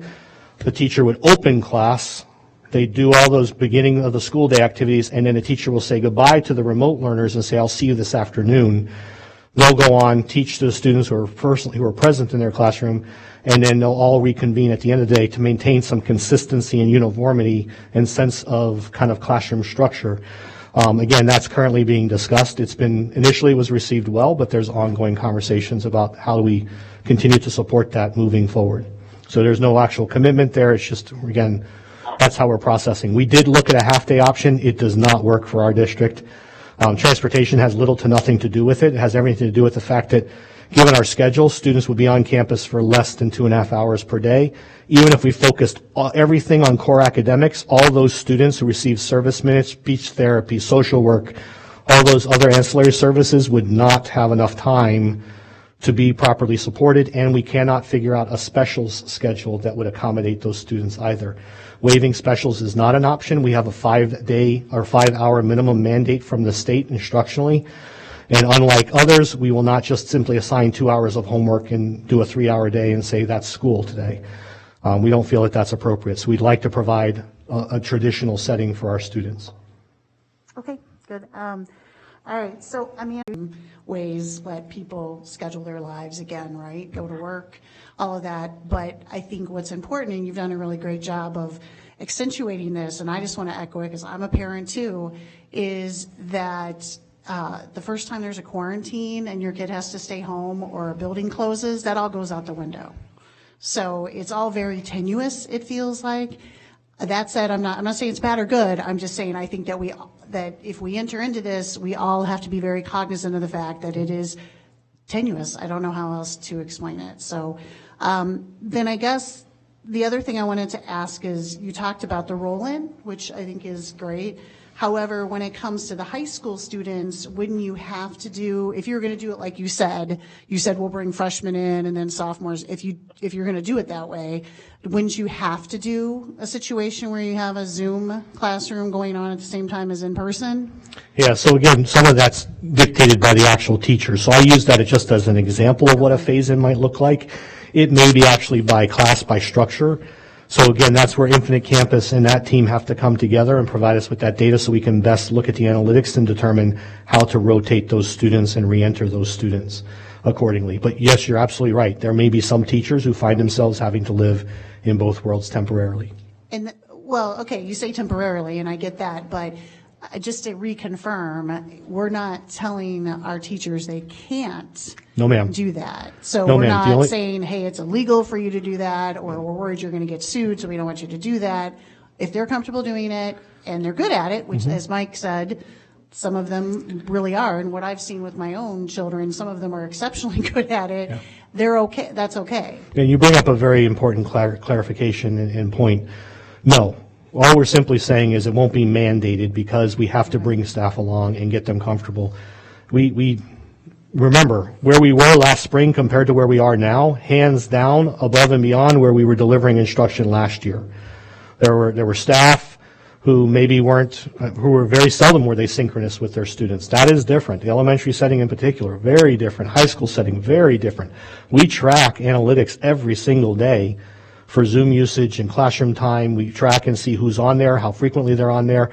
We track keystrokes for students. We track everything so that we can look at that. Now, we can't see their work from my side unless there's an issue, but what we can see is the frequency of use, and then we use that information for coaching purposes and support purposes. So if we see someone who's inconsistent with their usage, we don't wait for them to reach out to us. We actually work in tandem with our partners in LEAD and actually address that with that individual, and then provide support and coaching and modeling for that individual to help them get more acclimated to the process. So the answer to your question is no, it's just simply not a mandate, but it is encouraged, and if staff want to do it, I think that's the flexibility that we're being asked for, is as this is so new, let's bring people along, and as those teachers do feel comfortable, as I shared earlier, we may have some teachers who say, no, I don't want those kids being reassigned, and I don't want to pick up an extra section or have all my schedules changed just to create a section for these kids. Keep them in my class. I'm willing to do that. No one has an objection to that. Okay. So what I understand from what you've said so far is that you haven't done any formal staff surveys of how, just in general, how they feel about. We would not. So we provide that. We address our concerns directly with our union leadership, and then we work through the structure that's outlined in our collective bargaining agreement, and we use collaborative counsel. We do then also work directly with LEAD and the other union groups with their executive membership. We have ongoing conversations. They bring problems forward. We address them. Collaborative counsel is not a decision-making body, but we bring ideas and innovations to them, and then they give us the perspective of, but what about this and what about that? So to the greatest extent possible, that's the process we use, and then we rely on those members who are representative of different schools and different content areas to then go back and gather additional feedback and inform our practices as well. Now, again, it is ultimately our decision, but as in our effort over the years to continue to be incredibly collaborative, I think that's why we're in a position we're in, where we can actually move things faster rather than slower, because we're not battling. We don't have that management versus employee mentality. So I think that's important to point out as well. Okay, all right, great. That's all I have. Thank you. Mr. Stevens? Looking at the high school and middle school numbers and recognizing some of the special difficulties with the younger child, have you considered what would be the possibility of bringing them all back, versus the AB schedule for elementary? Bringing all students back to classrooms? Yes, in the elementaries only. That is what we initially proposed. Respectfully, we can't meet the social distancing and other requirements. If you recall, let me point out one inconsistency. We could use cafeteria spaces, libraries, and every other space in our building for our large elementary schools to feed them. We could do that. But then there's that disparity in the CDC and IDPH guidelines that says you must provide this level of social distancing and protections for students while in lunch. But guess what? If they eat a snack in class, it doesn't matter how close they are, and they can take their masks off and eat. So respectfully, we're trying to reduce the total number of students so that we don't force them into a setting where they're too close to each other. But they don't rotate classes in elementary, correct?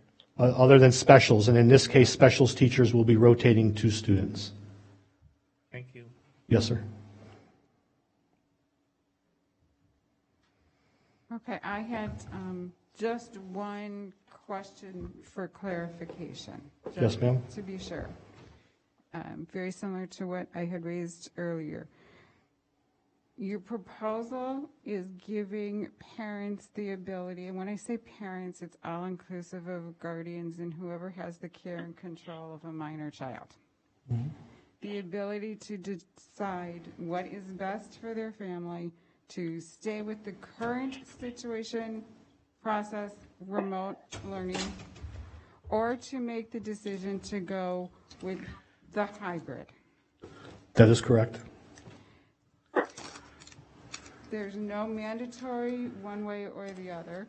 You're going to be doing a survey to figure out which parents want to stay with the remote. And then once that decision is made, they have to maintain that for that entire, I'm going to call it quarter or grading period.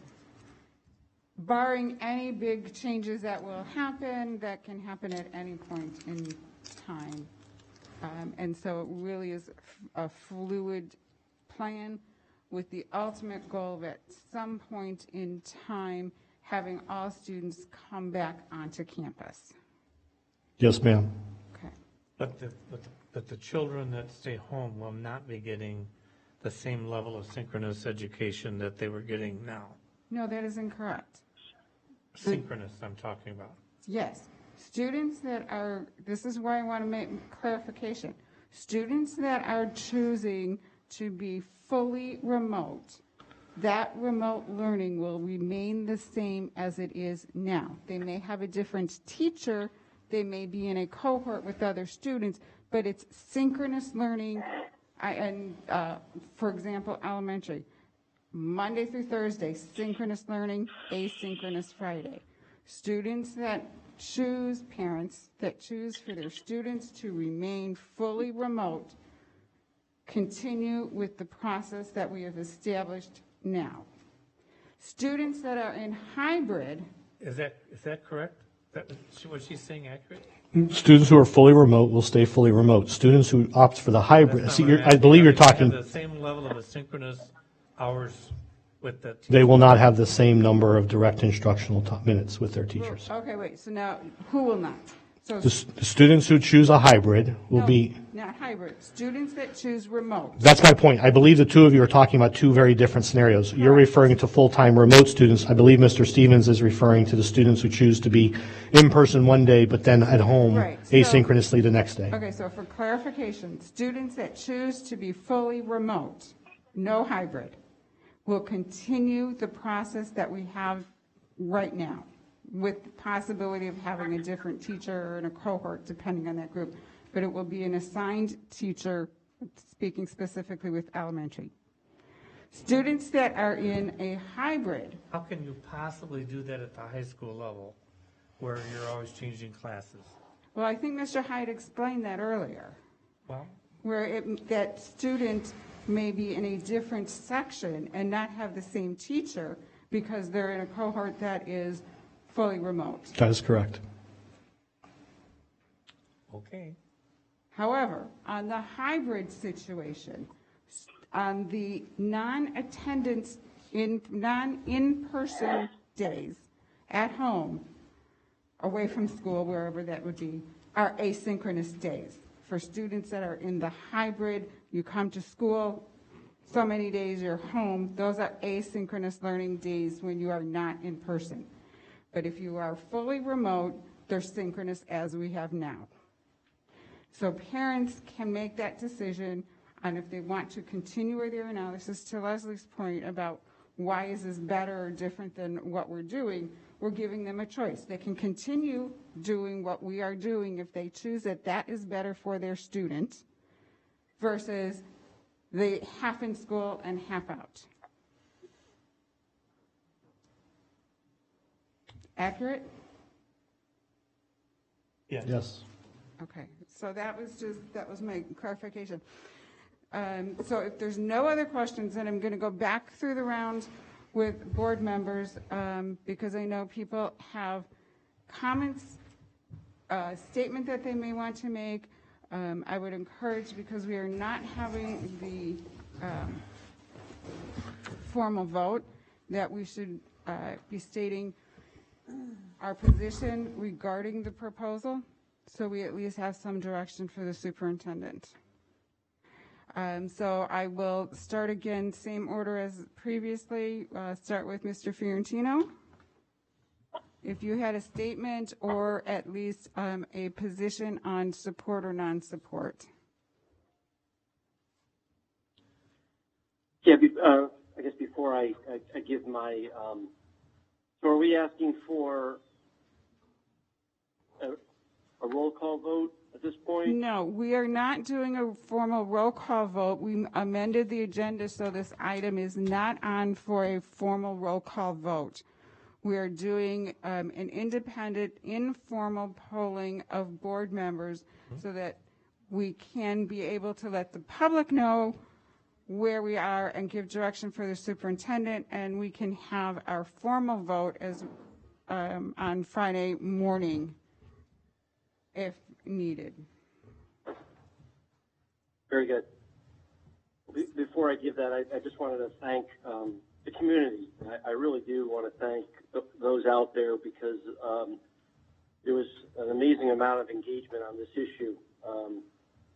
We appreciate the dozens of letters and messages, and several of them, many of them were very heartfelt. And they personally affected me, and I want to thank you for that. I want to thank the parents for writing those. So I hear those messages, and I really do share many of the same feelings that we read. You know, it's hard to determine the success of this last few weeks. I struggled with that. I do know we have staff and administrators, teachers working very hard out there and trying to adjust and giving great effort, and I really appreciate all those efforts. So I would like to look to the future and say, with everything that was said on the one slide that Mr. Hyde, I believe it was slide 19, that I'm willing to take a leap now and say we're ready to reopen, although they were never closed, but reopen our schools to students in a hybrid fashion. Saying that, and Mrs. Zettler commented in her question, and that is that things may change between now and the second week of October. So although it's not going to look normal by many standards, I believe it's a good step for our community. And I just hope and pray that our community and parents and guardians continue to do and be very diligent about what they need to do to keep our schools safe. I am optimistic that most of our schools can stay open, and I'm glad Mr. Hyde is looking at it that way. Many school districts are an all or none, and I appreciate his willingness and staff's willingness to open or close our schools based on the data. So with all that said, I just wanted to say I do support the current proposal at this time, and I look forward to taking a formal vote on Friday morning. Thank you. Ms. McNicholas? Yeah, I just want to start off saying that I also am in support of our current plan in front of us to reopen schools. I also want to apologize for not being able to attend in person. I actually am experiencing a COVID-like symptom myself, so I wanted to model that best behavior by staying home and making sure that I don't spread that to anyone else, and that we can kind of keep each other safe like that. So I want to echo Mr. Fiorentino's statement that he really leaned on many of those letters that we received, and especially those ones that were heartfelt and that were sympathetic and really appealed to the need to get their students back in school. And I think that the plan laid out in front of us is the best plan that we have to get our students back in school sometimes, but to keep our students safe all the time and to keep our staff and our wider community safe as well.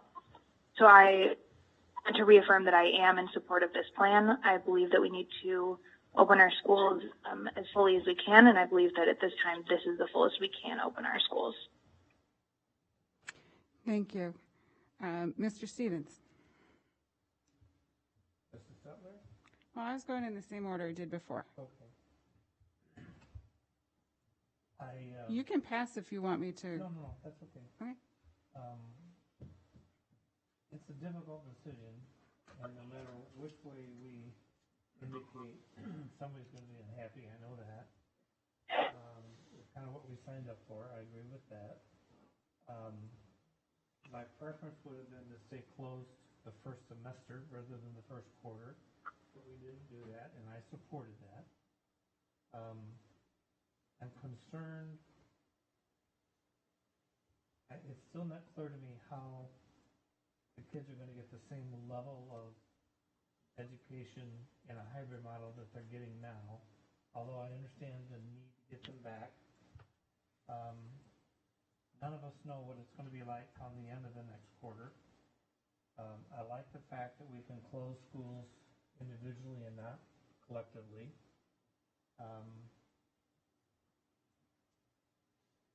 I think that what Mr. Hyde and his staff has done is absolutely outstanding. Even though I may not totally agree with everything, I wouldn't want your job.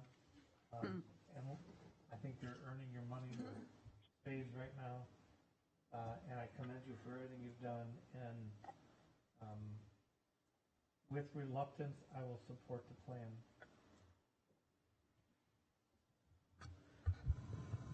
Dr. Scarpino. I want to say that last week I visited all middle schools, a couple elementary schools, and today I visited a high school. And in each instance, before I was allowed in the building, I buzzed. I was asked if I have any. I was asked a series of questions, and then I was allowed to come into the building. I was then my temperature was then taken by either one of the office personnel or the building principal, and then only after my temperature was okay, I then walked the building with the principal. So what you are suggesting and asking the employees to do, they are doing. Remote teaching and learning has not been easy for anyone. Parents and grandparents have been thrown into a profession that they have not been properly trained to do. Teachers have not only been teaching, but many have become tech wizards for their students because of various challenges that occurred during the lesson. While I applaud and respect everyone's efforts, it just isn't the same as in-person instruction. After obtaining approval from Mr. Hyde, I visited every middle school, Oak Ridge, some elementary schools, and one high school in our district. My purpose was to see firsthand how remote learning was taking place and, when appropriate, have conversations with teachers and support staff. My reason for listening to teachers and support staff was simple. Who better to hear from than the individuals who are delivering remote learning? I wanted to hear how they felt remote teaching and learning was going and what they hoped for as we move forward during COVID-19. During the course of these school visits, I listened to more than 130 teachers, 15 support staff, 25 office staff, 10 custodians, and 3 tech employees. Generally speaking, teachers said while they are doing their best, they wanted to move forward because they could tell how challenging remote learning is for everyone involved. Primary elementary teachers impressed upon me the challenges they faced with some of our youngest learners, like teaching their students how to read. Special education teachers emphasized the need for their students to be back so they could receive the necessary instruction so desperately needed.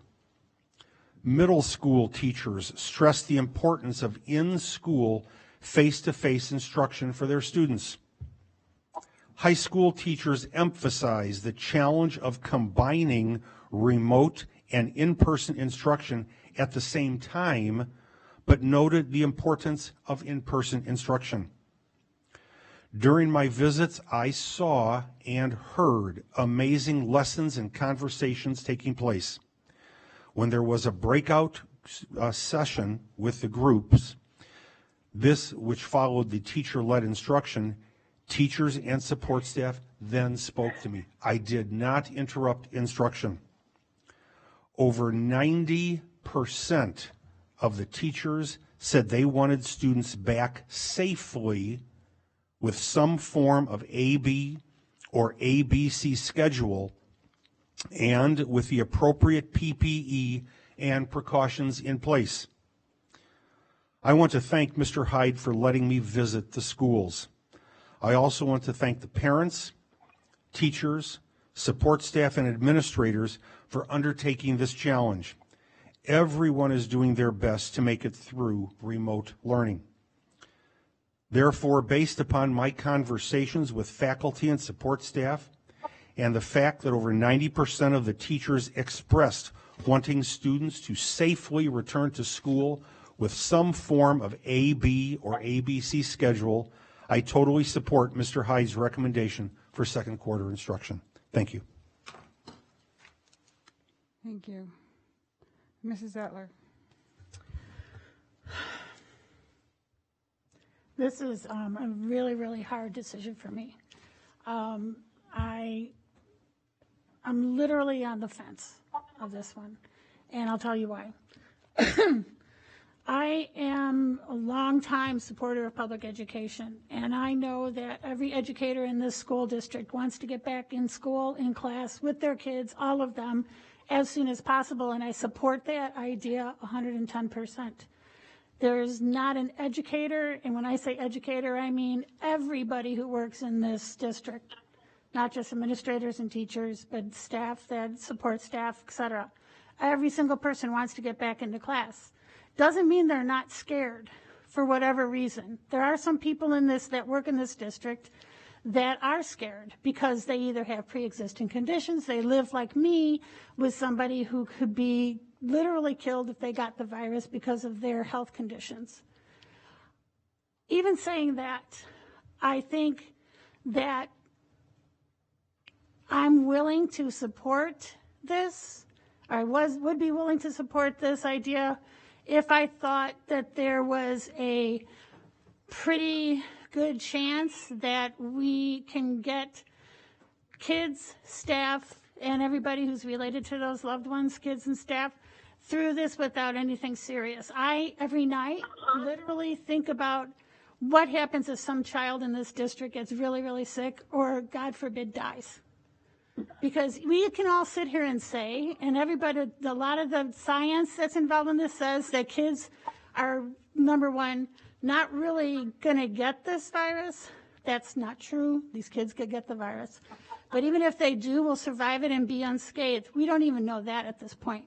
Because more and more people more and more kids, especially, there's a whole bunch of kids that were just determined they were sick. They were athletes in football at one of the colleges that now have myocarditis that they think is related to the COVID.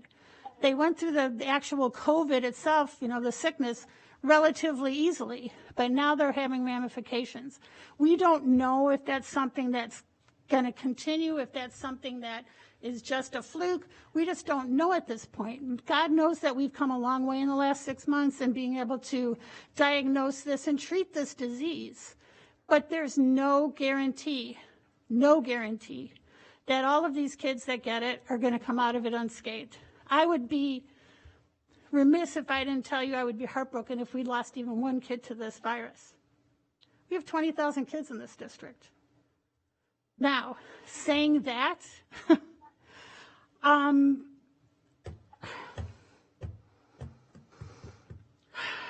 I hope to God I'm wrong, because if I'm wrong, everybody comes out of this okay. And we can all move on and we can all say, okay, this wasn't what we thought it was, and this is something that was a scare, but we got through it and we figured it out, et cetera, et cetera. God forbid if I'm right. God forbid if the Faucis of this world are right and they say, yes, we want to bring kids back, but we want to make sure we can bring them back safely. And what that means is knowing that the community spread in this area, right now it's okay. It's not great, but it's not horrific. And that's why I asked Mr. Hyde all those questions about, can this shut down? Can we shut this down if we have to, literally overnight? Because honestly, I think we're going to have to. I don't think we're going to make it to Christmas with this school open, with the schools open, because I just think that there's a expletive show coming that we have not anticipated. But I have enough faith in this school district. I'm happy that there is an option for parents that want to keep their kids home. And ladies and gentlemen, I know you're passionate about this, and I agree with your passion. And I have 2 kids in college.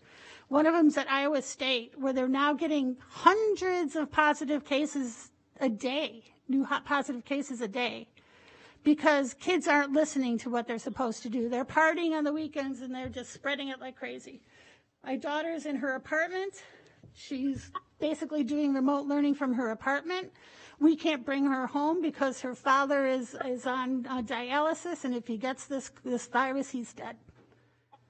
She's honestly not exactly unhappy to not have to come home because she's still with, she's still in school, she's still on her own, she feels independent, and she's not sick. But now we're spending money having her sit in an apartment in a college campus where it's basically, she's doing what what we're doing with our kids at home now. She hates it. She doesn't like the remote. She wants hands-on learning. I have another daughter who's she lives at home. She's commuting to Northern. She couldn't care less about this. She's fine doing it remote. Every kid is different. So when we talk about how some remote learning is working, it's true, it is. We get as many emails as we get from guys like you. We get emails from other people who are happy about the way it's going. They feel they're secure, et cetera, et cetera. So don't poo-poo what other people think, because every kid is different. Every family's experience is different.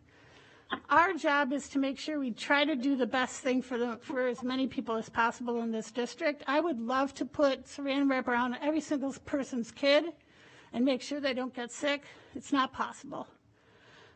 Because there is a remote option here, because my faith in Mr. Hyde and his team and every single educator in this district, that they have the best interest of these kids at heart, I will support this hybrid situation, but the second it goes down, we need to shut it down. So, thank you for listening. Thank you. Mrs. LaMarca. Well, first I just want to say that I'm very much in support of getting the kids back to school. I'm going to start off with that. And just let you know, too, it is really difficult to sit here and look at Superintendent Hyde and his amazing team that I know have poured hours and hours of time and effort and just their heart into coming up with this plan, and say I still have some pretty grave concerns, but I do have some pretty grave concerns. However, I will say after the discussion tonight, and as I mentioned earlier, some discussions I've had with, I don't have exact counts like Dr. Scarpino, but I've had a lot of discussions last week with teachers, with administrators across the district and in other districts. Just, I'm not an educator, so trying to get different perspectives is very important to me. And that opened up a lot of doors in my mind as far as thinking about things differently. But like I said, I do still have concerns mostly with the scheduling. I have great concerns that there will be ramifications that we can't really predict right now to these kids as far as how that's being presented. And I just don't know how that's going to impact them. So I still have some concerns around scheduling and concerns with the level of consistency regarding how a child or student that's in quarantine, how they will be assisted by teachers. Again, I'm not an educator, so maybe it's just something so simple and I'm just not grasping it. But I think it's fair to say that in a world where you have 2,400 employees, not everybody's going to do everything the same way, and that's okay, but there needs to be a guideline of this is what is expected of you when you have a child or student that is in quarantine. This is how they need to be served, for lack of a better word. So I need to feel better about that, because I especially feel that this could be really detrimental for high school students. In regards, especially the students that are carrying extra classes and honors and AP classes, if they're quarantined for 2 weeks and they don't have access to that instruction, that's a game changer for them, and that's not right. So that's one side of it, but I also feel like they've been for all students with that. So that's one area of concern. I wish there was a better option for remote for families. If families want to stay remote, I wish that we could continue the way that we're doing it now, and teachers would just have kids in front of them and kids on the screen. That said, I had a really good conversation with Mr. Williams, thank you, who again brought up a lot of good points, some of the same things he brought up this evening, and made me think about things differently, and I can respect all of that. It doesn't stop me from wishing, it doesn't stop me from hoping that, or, really continuing to wish that it could be one way that it's probably not going to be. So that said, I guess, all in all, I do trust Superintendent Hyde and his team, because the bottom line for me is I know that they would never intentionally put our students or our staff, our very valuable, loved staff, in harm's way. So I know that this plan will be executed exceptionally well and diligently across the whole district. And so with that said, I will definitely, and I guess to echo my buddy here, Mr. Stevens, I'll definitely say that I will, what'd you say, cautiously? I'm not reluctant. I wouldn't do it if I was reluctant. I'll cautiously support the plan as it's put forth this evening by Mr. Hyde. Can I say one thing real quick? Yes. Just real quick. Guys, get your flu shots. Get your kids' flu shots. Just if for no other reason, if they get sick, we can have assurances that it's not the flu, and we don't have to waste time trying to figure that out.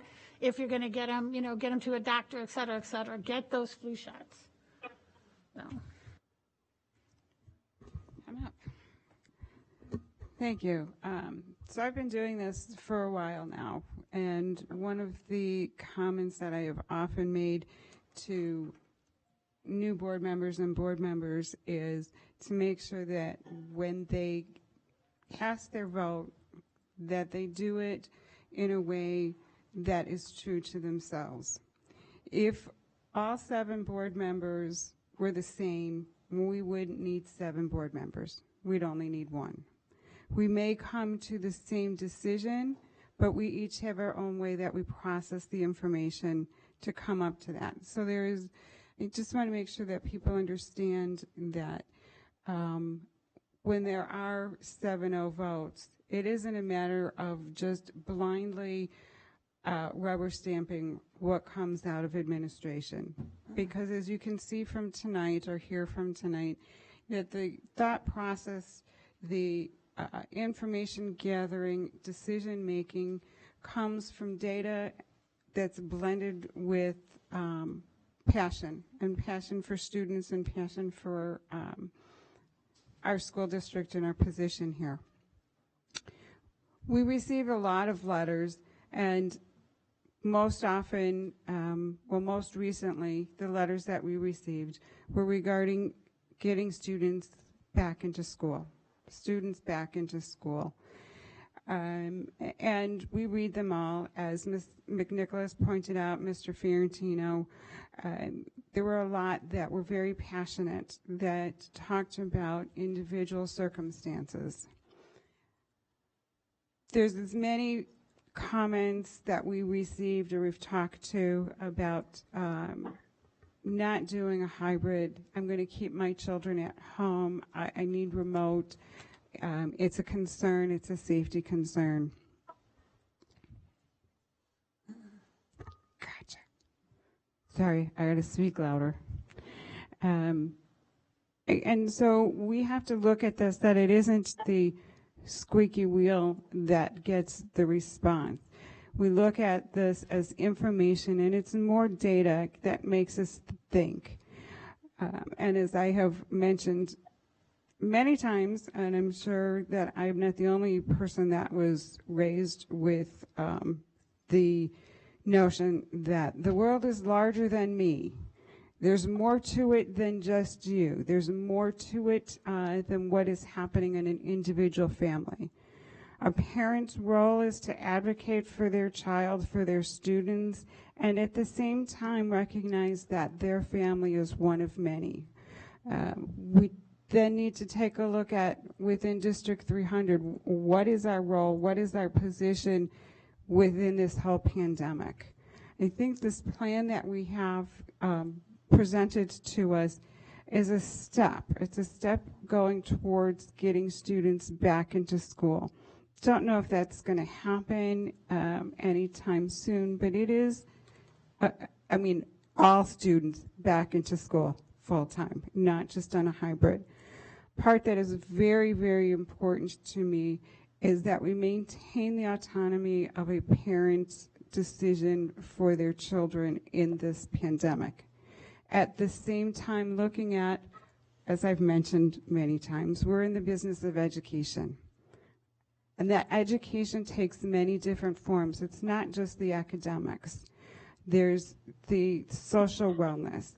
There is the reality that we have to face that when our students are not in a position to readily learn, if there is stress at home, if there's economic issues at home, if there are scheduling issues, all of that plays into the role of a student's ability to come ready to learn. A lot of those situations that are happening with remote learning can be addressed by getting the students into school, even if it's part-time. Part-time in the building, full-time of school. I see this only as a stepping stone.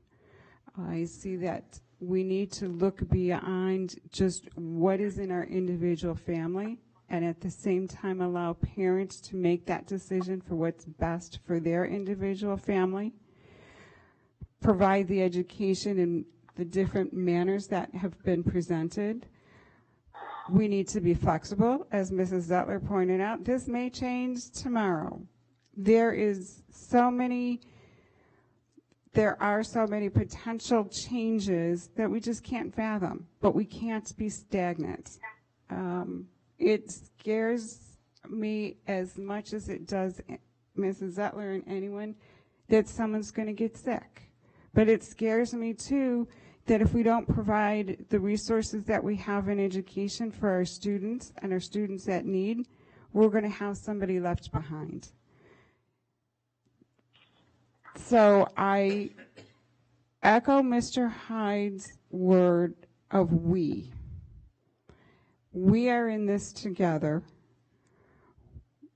We have to work with families, with staff, with students, and that's the only way it's going to work. We have to recognize there's going to be hiccups along the way. There may be going back. There may be roadblocks. There may be things not in our control. But those that are in our control, we need to control. We need to look beyond, gee, is it my right to go around with my mask like this or not wear it? Or do I look at the greater good and say, you know what, we're all in this together. I have to do my part. The world is bigger than just me. We pull together. We do what we can.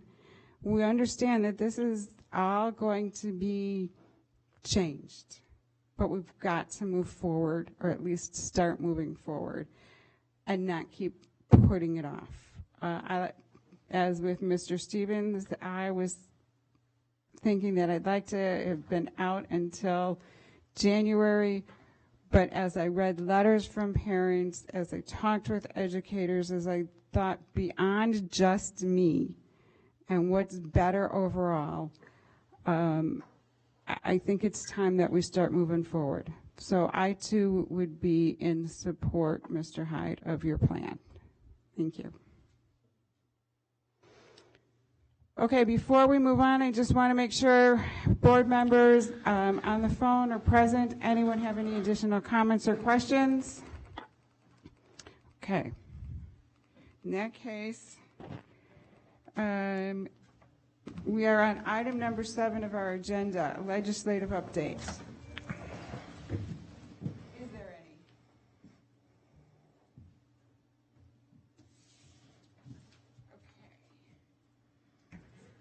All right, we're moving on to item number 8 on our agenda. This is public participation. We have 3 people that have signed up. I will call your individual names. Come up, please state your name, address, your relationship to the district. Please limit your comments to 5 minutes. It is not the practice of the board to enter into a dialogue with those that are presenting. If there is something that you present that needs to have attention, we may or may not direct the superintendent to address it. And please refrain from stating any any teacher names, staff names. And if you are under the age of 18, you need to have your parent present. So the first person is Kim Shawcross.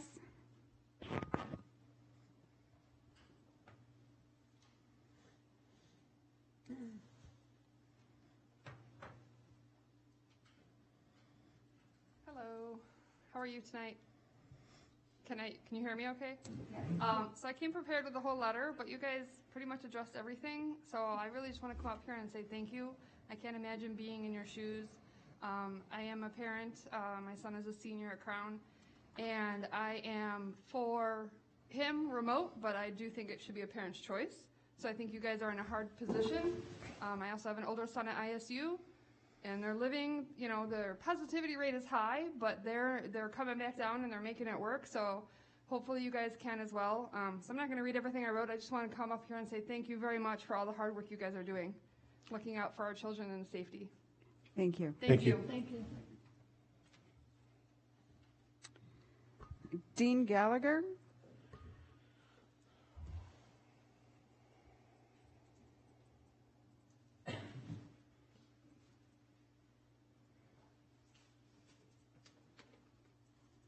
Good evening. Mr. Hyde and District 300 board members, thank you for allowing me to address you today. Yes.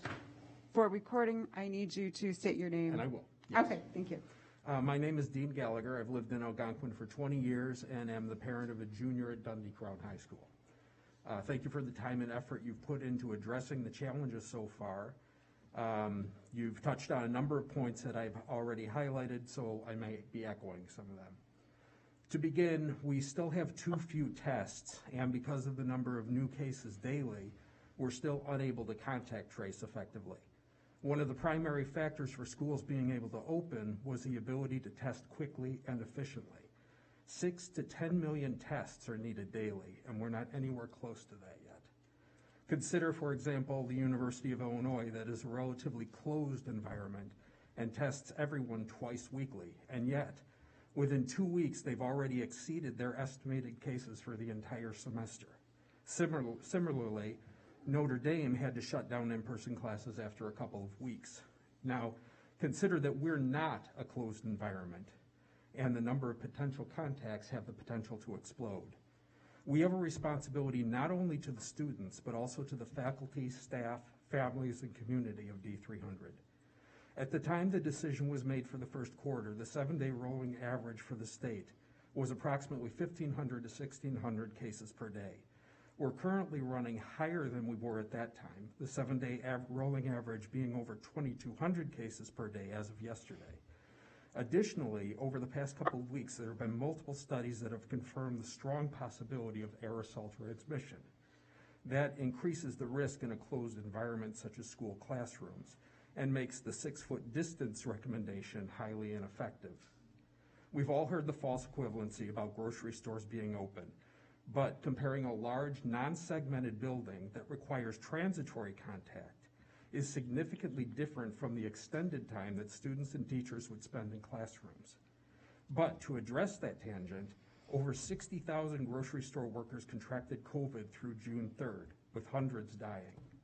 And now we're also moving into the fall, and that's going to limit our ability to gather outside in order to minimize transmission. Second, we're moving into the flu season, which is going to make it even more difficult to navigate the number of kids that are going to be coming in with symptoms. Since the symptoms of flu and COVID sometimes overlap, that's going to be a difficult issue to address. Plus, if they do have symptoms and are not able to be tested quickly, we're going to have a problem determining who needs to be quarantined and doing it quickly. Then add to that two additional problems. First, the already existing issue of kids being sent to school when they're sick, sometimes knowingly because parents may have few options. Second, and more importantly, it can be hard to detect COVID symptoms. Victims are contagious well before they show any symptoms, and a significant number, about 30% of cases, can be either asymptomatic or show mild symptoms, which may not be detectable. Unfortunately, these cases are just as contagious. We also have to address COVID's effect on kids, specifically high school-age students. While they may be less likely to die, they are just as likely to transmit COVID. Kids over the age of 12 transmit COVID at the same rate as adults. And they have a strong possibility of developing long-term effects such as permanent heart and lung damage, even in mild cases. Finally, I'm sure you're going to receive or hear messages minimizing the case fatality rate of COVID. You're going to hear that it's only fatal in about 4% of cases in Illinois. But let's say half of Illinois residents contract COVID. That means almost 250,000 citizens of our state die, and that's not even discussing the impact that has on our hospitals. This is not the time for us to accede to emotional pressure for in-person classes. Given these factors and the additional challenges that the second quarter brings, my encouragement would be to continue remote learning for the second quarter. This would increase the chances of recognizing new complications that the fall and early winter will present and help the district plan more effectively for the remainder of the school year. The main goal is keeping our children and our community safe. We know what works best is social distancing in conjunction with masks and washing hands. For all the reasons stated previously, our children are safer not doing in-person classes for now. Thank you for your time. Thank you.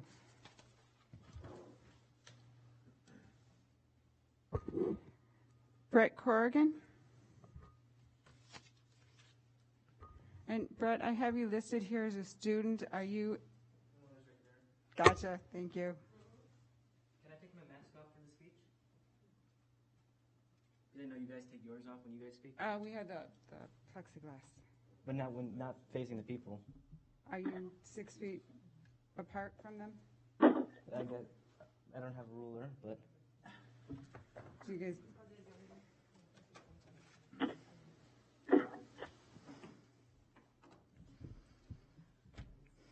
Hello, Mr. Hyde and board members. My name is Brett Corrigan. I sent the board an email to urge you all to get my classmates back to school. In-person learning outweighs the risks of COVID-19 and the consequences to continue to do remote learning. In Illinois' Constitutional Article X, first section reads as follows, quote, "A fundamental goal of the people of the state is the educational development of all persons to the limits of their capabilities.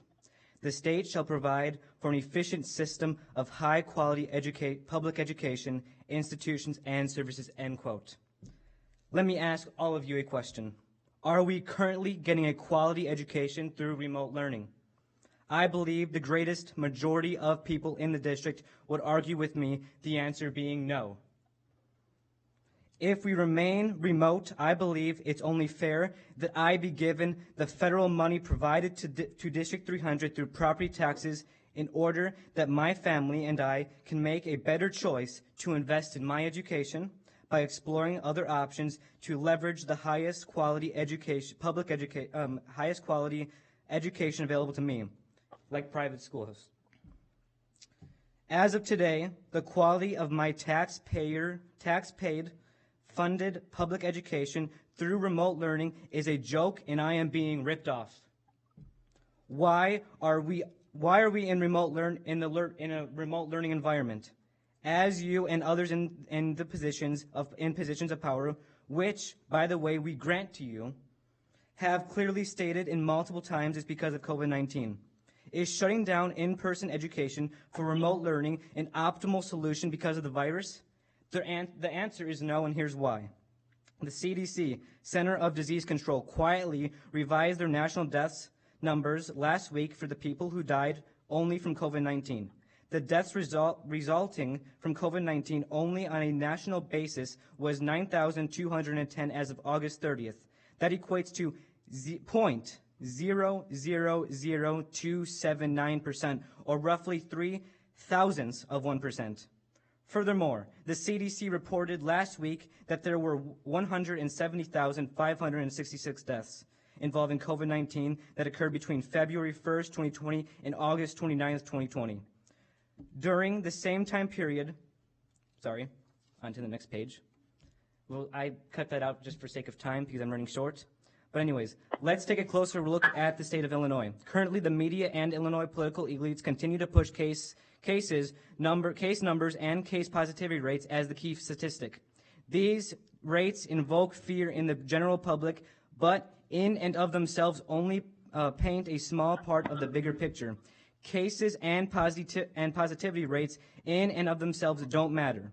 What really matters is hospitalization and deaths. And those vital statistics have yet to rise in Illinois, despite cases having significantly increased for over a month and a half now. Despite the rise of cases, we have not seen an increase of hospitalizations. In fact, the state has 433 fewer hospitalizations than it did on June 18th.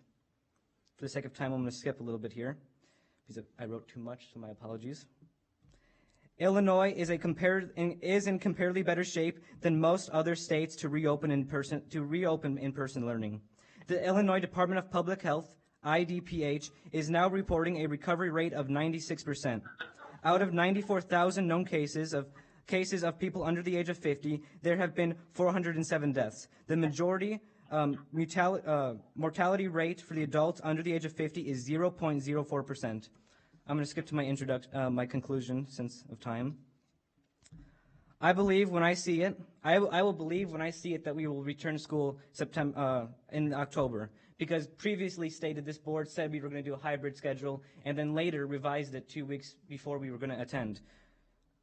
I am committed to the reopening of District 300 for proper in-person learning for me and my peers. I believe our leaders should focus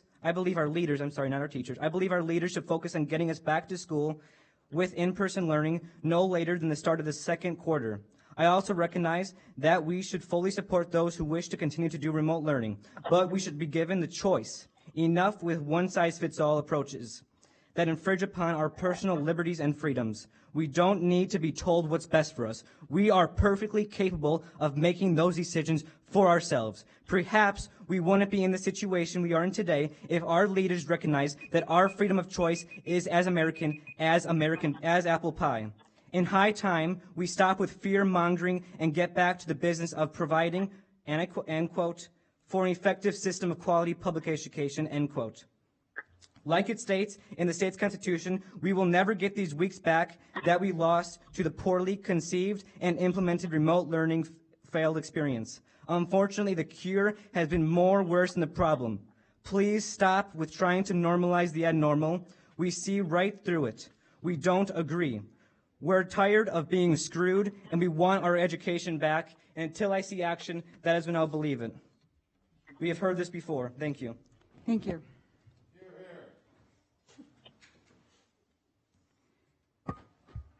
Okay, moving on, we're on item number 9, discussion items.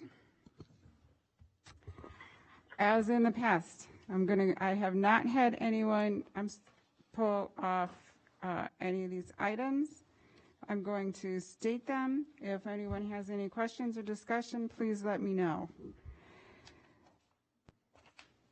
We've got board meeting minutes. Permission to destroy closed session recordings. Oh, and Mary and Steve, if you have anything, please speak up. 9.4, salt and ice melter bid. 9.5, compensation compliance reporting. 9.6, Title IX case management and reporting platform. 9.7, school improvement plans. 9.8, Freedom of Information Act report. Okay, moving on to item 10. I need a motion to approve consent items. So moved. Second, Dr. Scarpino, call the roll. Stevens? Aye. Miller? Aye. Zettler? Aye. Scarpino, aye. McNicholas? Mary? McNicholas? Mary? Let's move to Lamarca. Aye. Fiorentino? Aye. McNicholas? Aye. Thank you. Motion carries 7-0. Thank you. We're on item 11.1. I need approval of the Distance Learning Services Collaborative Agreement. So moved. Second. Any discussion? Okay, Dr. Scarpino, call the roll. Scarpino, aye. Zettler? Aye. Fiorentino? Aye. Lamarca? Aye. Miller? Aye. McNicholas? Aye. Stevens? Aye. Motion passes 7-0. Item 11.3, approval of the real estate purchase and sale agreement. Second. Oh, sorry. Go ahead. Right there? Okay. Any discussion? Okay, please call the roll. Stevens? Aye. Zettler? Aye. Miller? Aye. McNicholas? Aye. Lamarca? Aye. Fiorentino? Aye. Scarpino, aye. Sorry, go ahead. Motion passes 7-0. Okay, I'm sorry. I skipped over 11.2, the important one on here. Sorry. I need a motion to approve the superintendent contract. Second. Second. Any discussion? I am very, very happy to approve this. I'm glad you're staying. And I think Mr. Hyde's performance throughout, especially this past 6 months, has been exemplary to anybody who is aware of how well he's done in this situation. And I've been in this district for over 20 years now. I've lived through several iterations of superintendents, and I'm proud to say that I believe that Fred Hyde is, in my time here at least, the best superintendent we've had. And like I said, I'm happy. I trust Fred, and the reason that I'm voting the way I'm going to vote on the hybrid is in large part because of my trust in him. And thank you for all you've done for us, and I'm happy that you decided to stay. I would just like to echo that, and it's good to take you on now and then, though. I enjoy it. Ditto. I appreciate what you've done, Mr. Hyde. You have brought several programs to our district. You have improved the competency level of faculty members and students, and I respect that, and I appreciate it. So Fred. Yes, ma'am. No. Fred, and forget the Mr., Ms., any of that. I've been around, as I said, a while. I think you're the fifth superintendent that I've been on the board with. And I cannot think of anyone that I would rather have leading our district, especially now, than having you and the team that you have put together. So I think that this contract is good. We're in a good place. Thank you. Thank you. Okay. Dr. Scarpino, call the roll. Stevens? Aye. Miller? Aye. Zettler? Aye. Scarpino, aye. McNicholas? Aye. Lamarca? Aye. Fiorentino? Aye. Motion passes 7-0. Okay, great. We are now on item 12. Any updates from board finance or board construction and facility oversight? I can tell you that most of the items discussed are on the agenda for the next meeting for approval. We went over the plans for a new school building, which we approved the purchase of the land, and our next meeting is October 13th, and we also, reviewed the latest reiteration of the budget, which didn't have much change. But next meeting, October 13th for finance, and then construction will follow. There will be separate meetings next time. Okay. Any other board discussion items? Just a reminder, Friday, 8 o'clock, special board meeting for the formal vote on hybrid. Okay. All right, need a motion to adjourn. Second, all in favor? Aye. Thank you all. Thank you.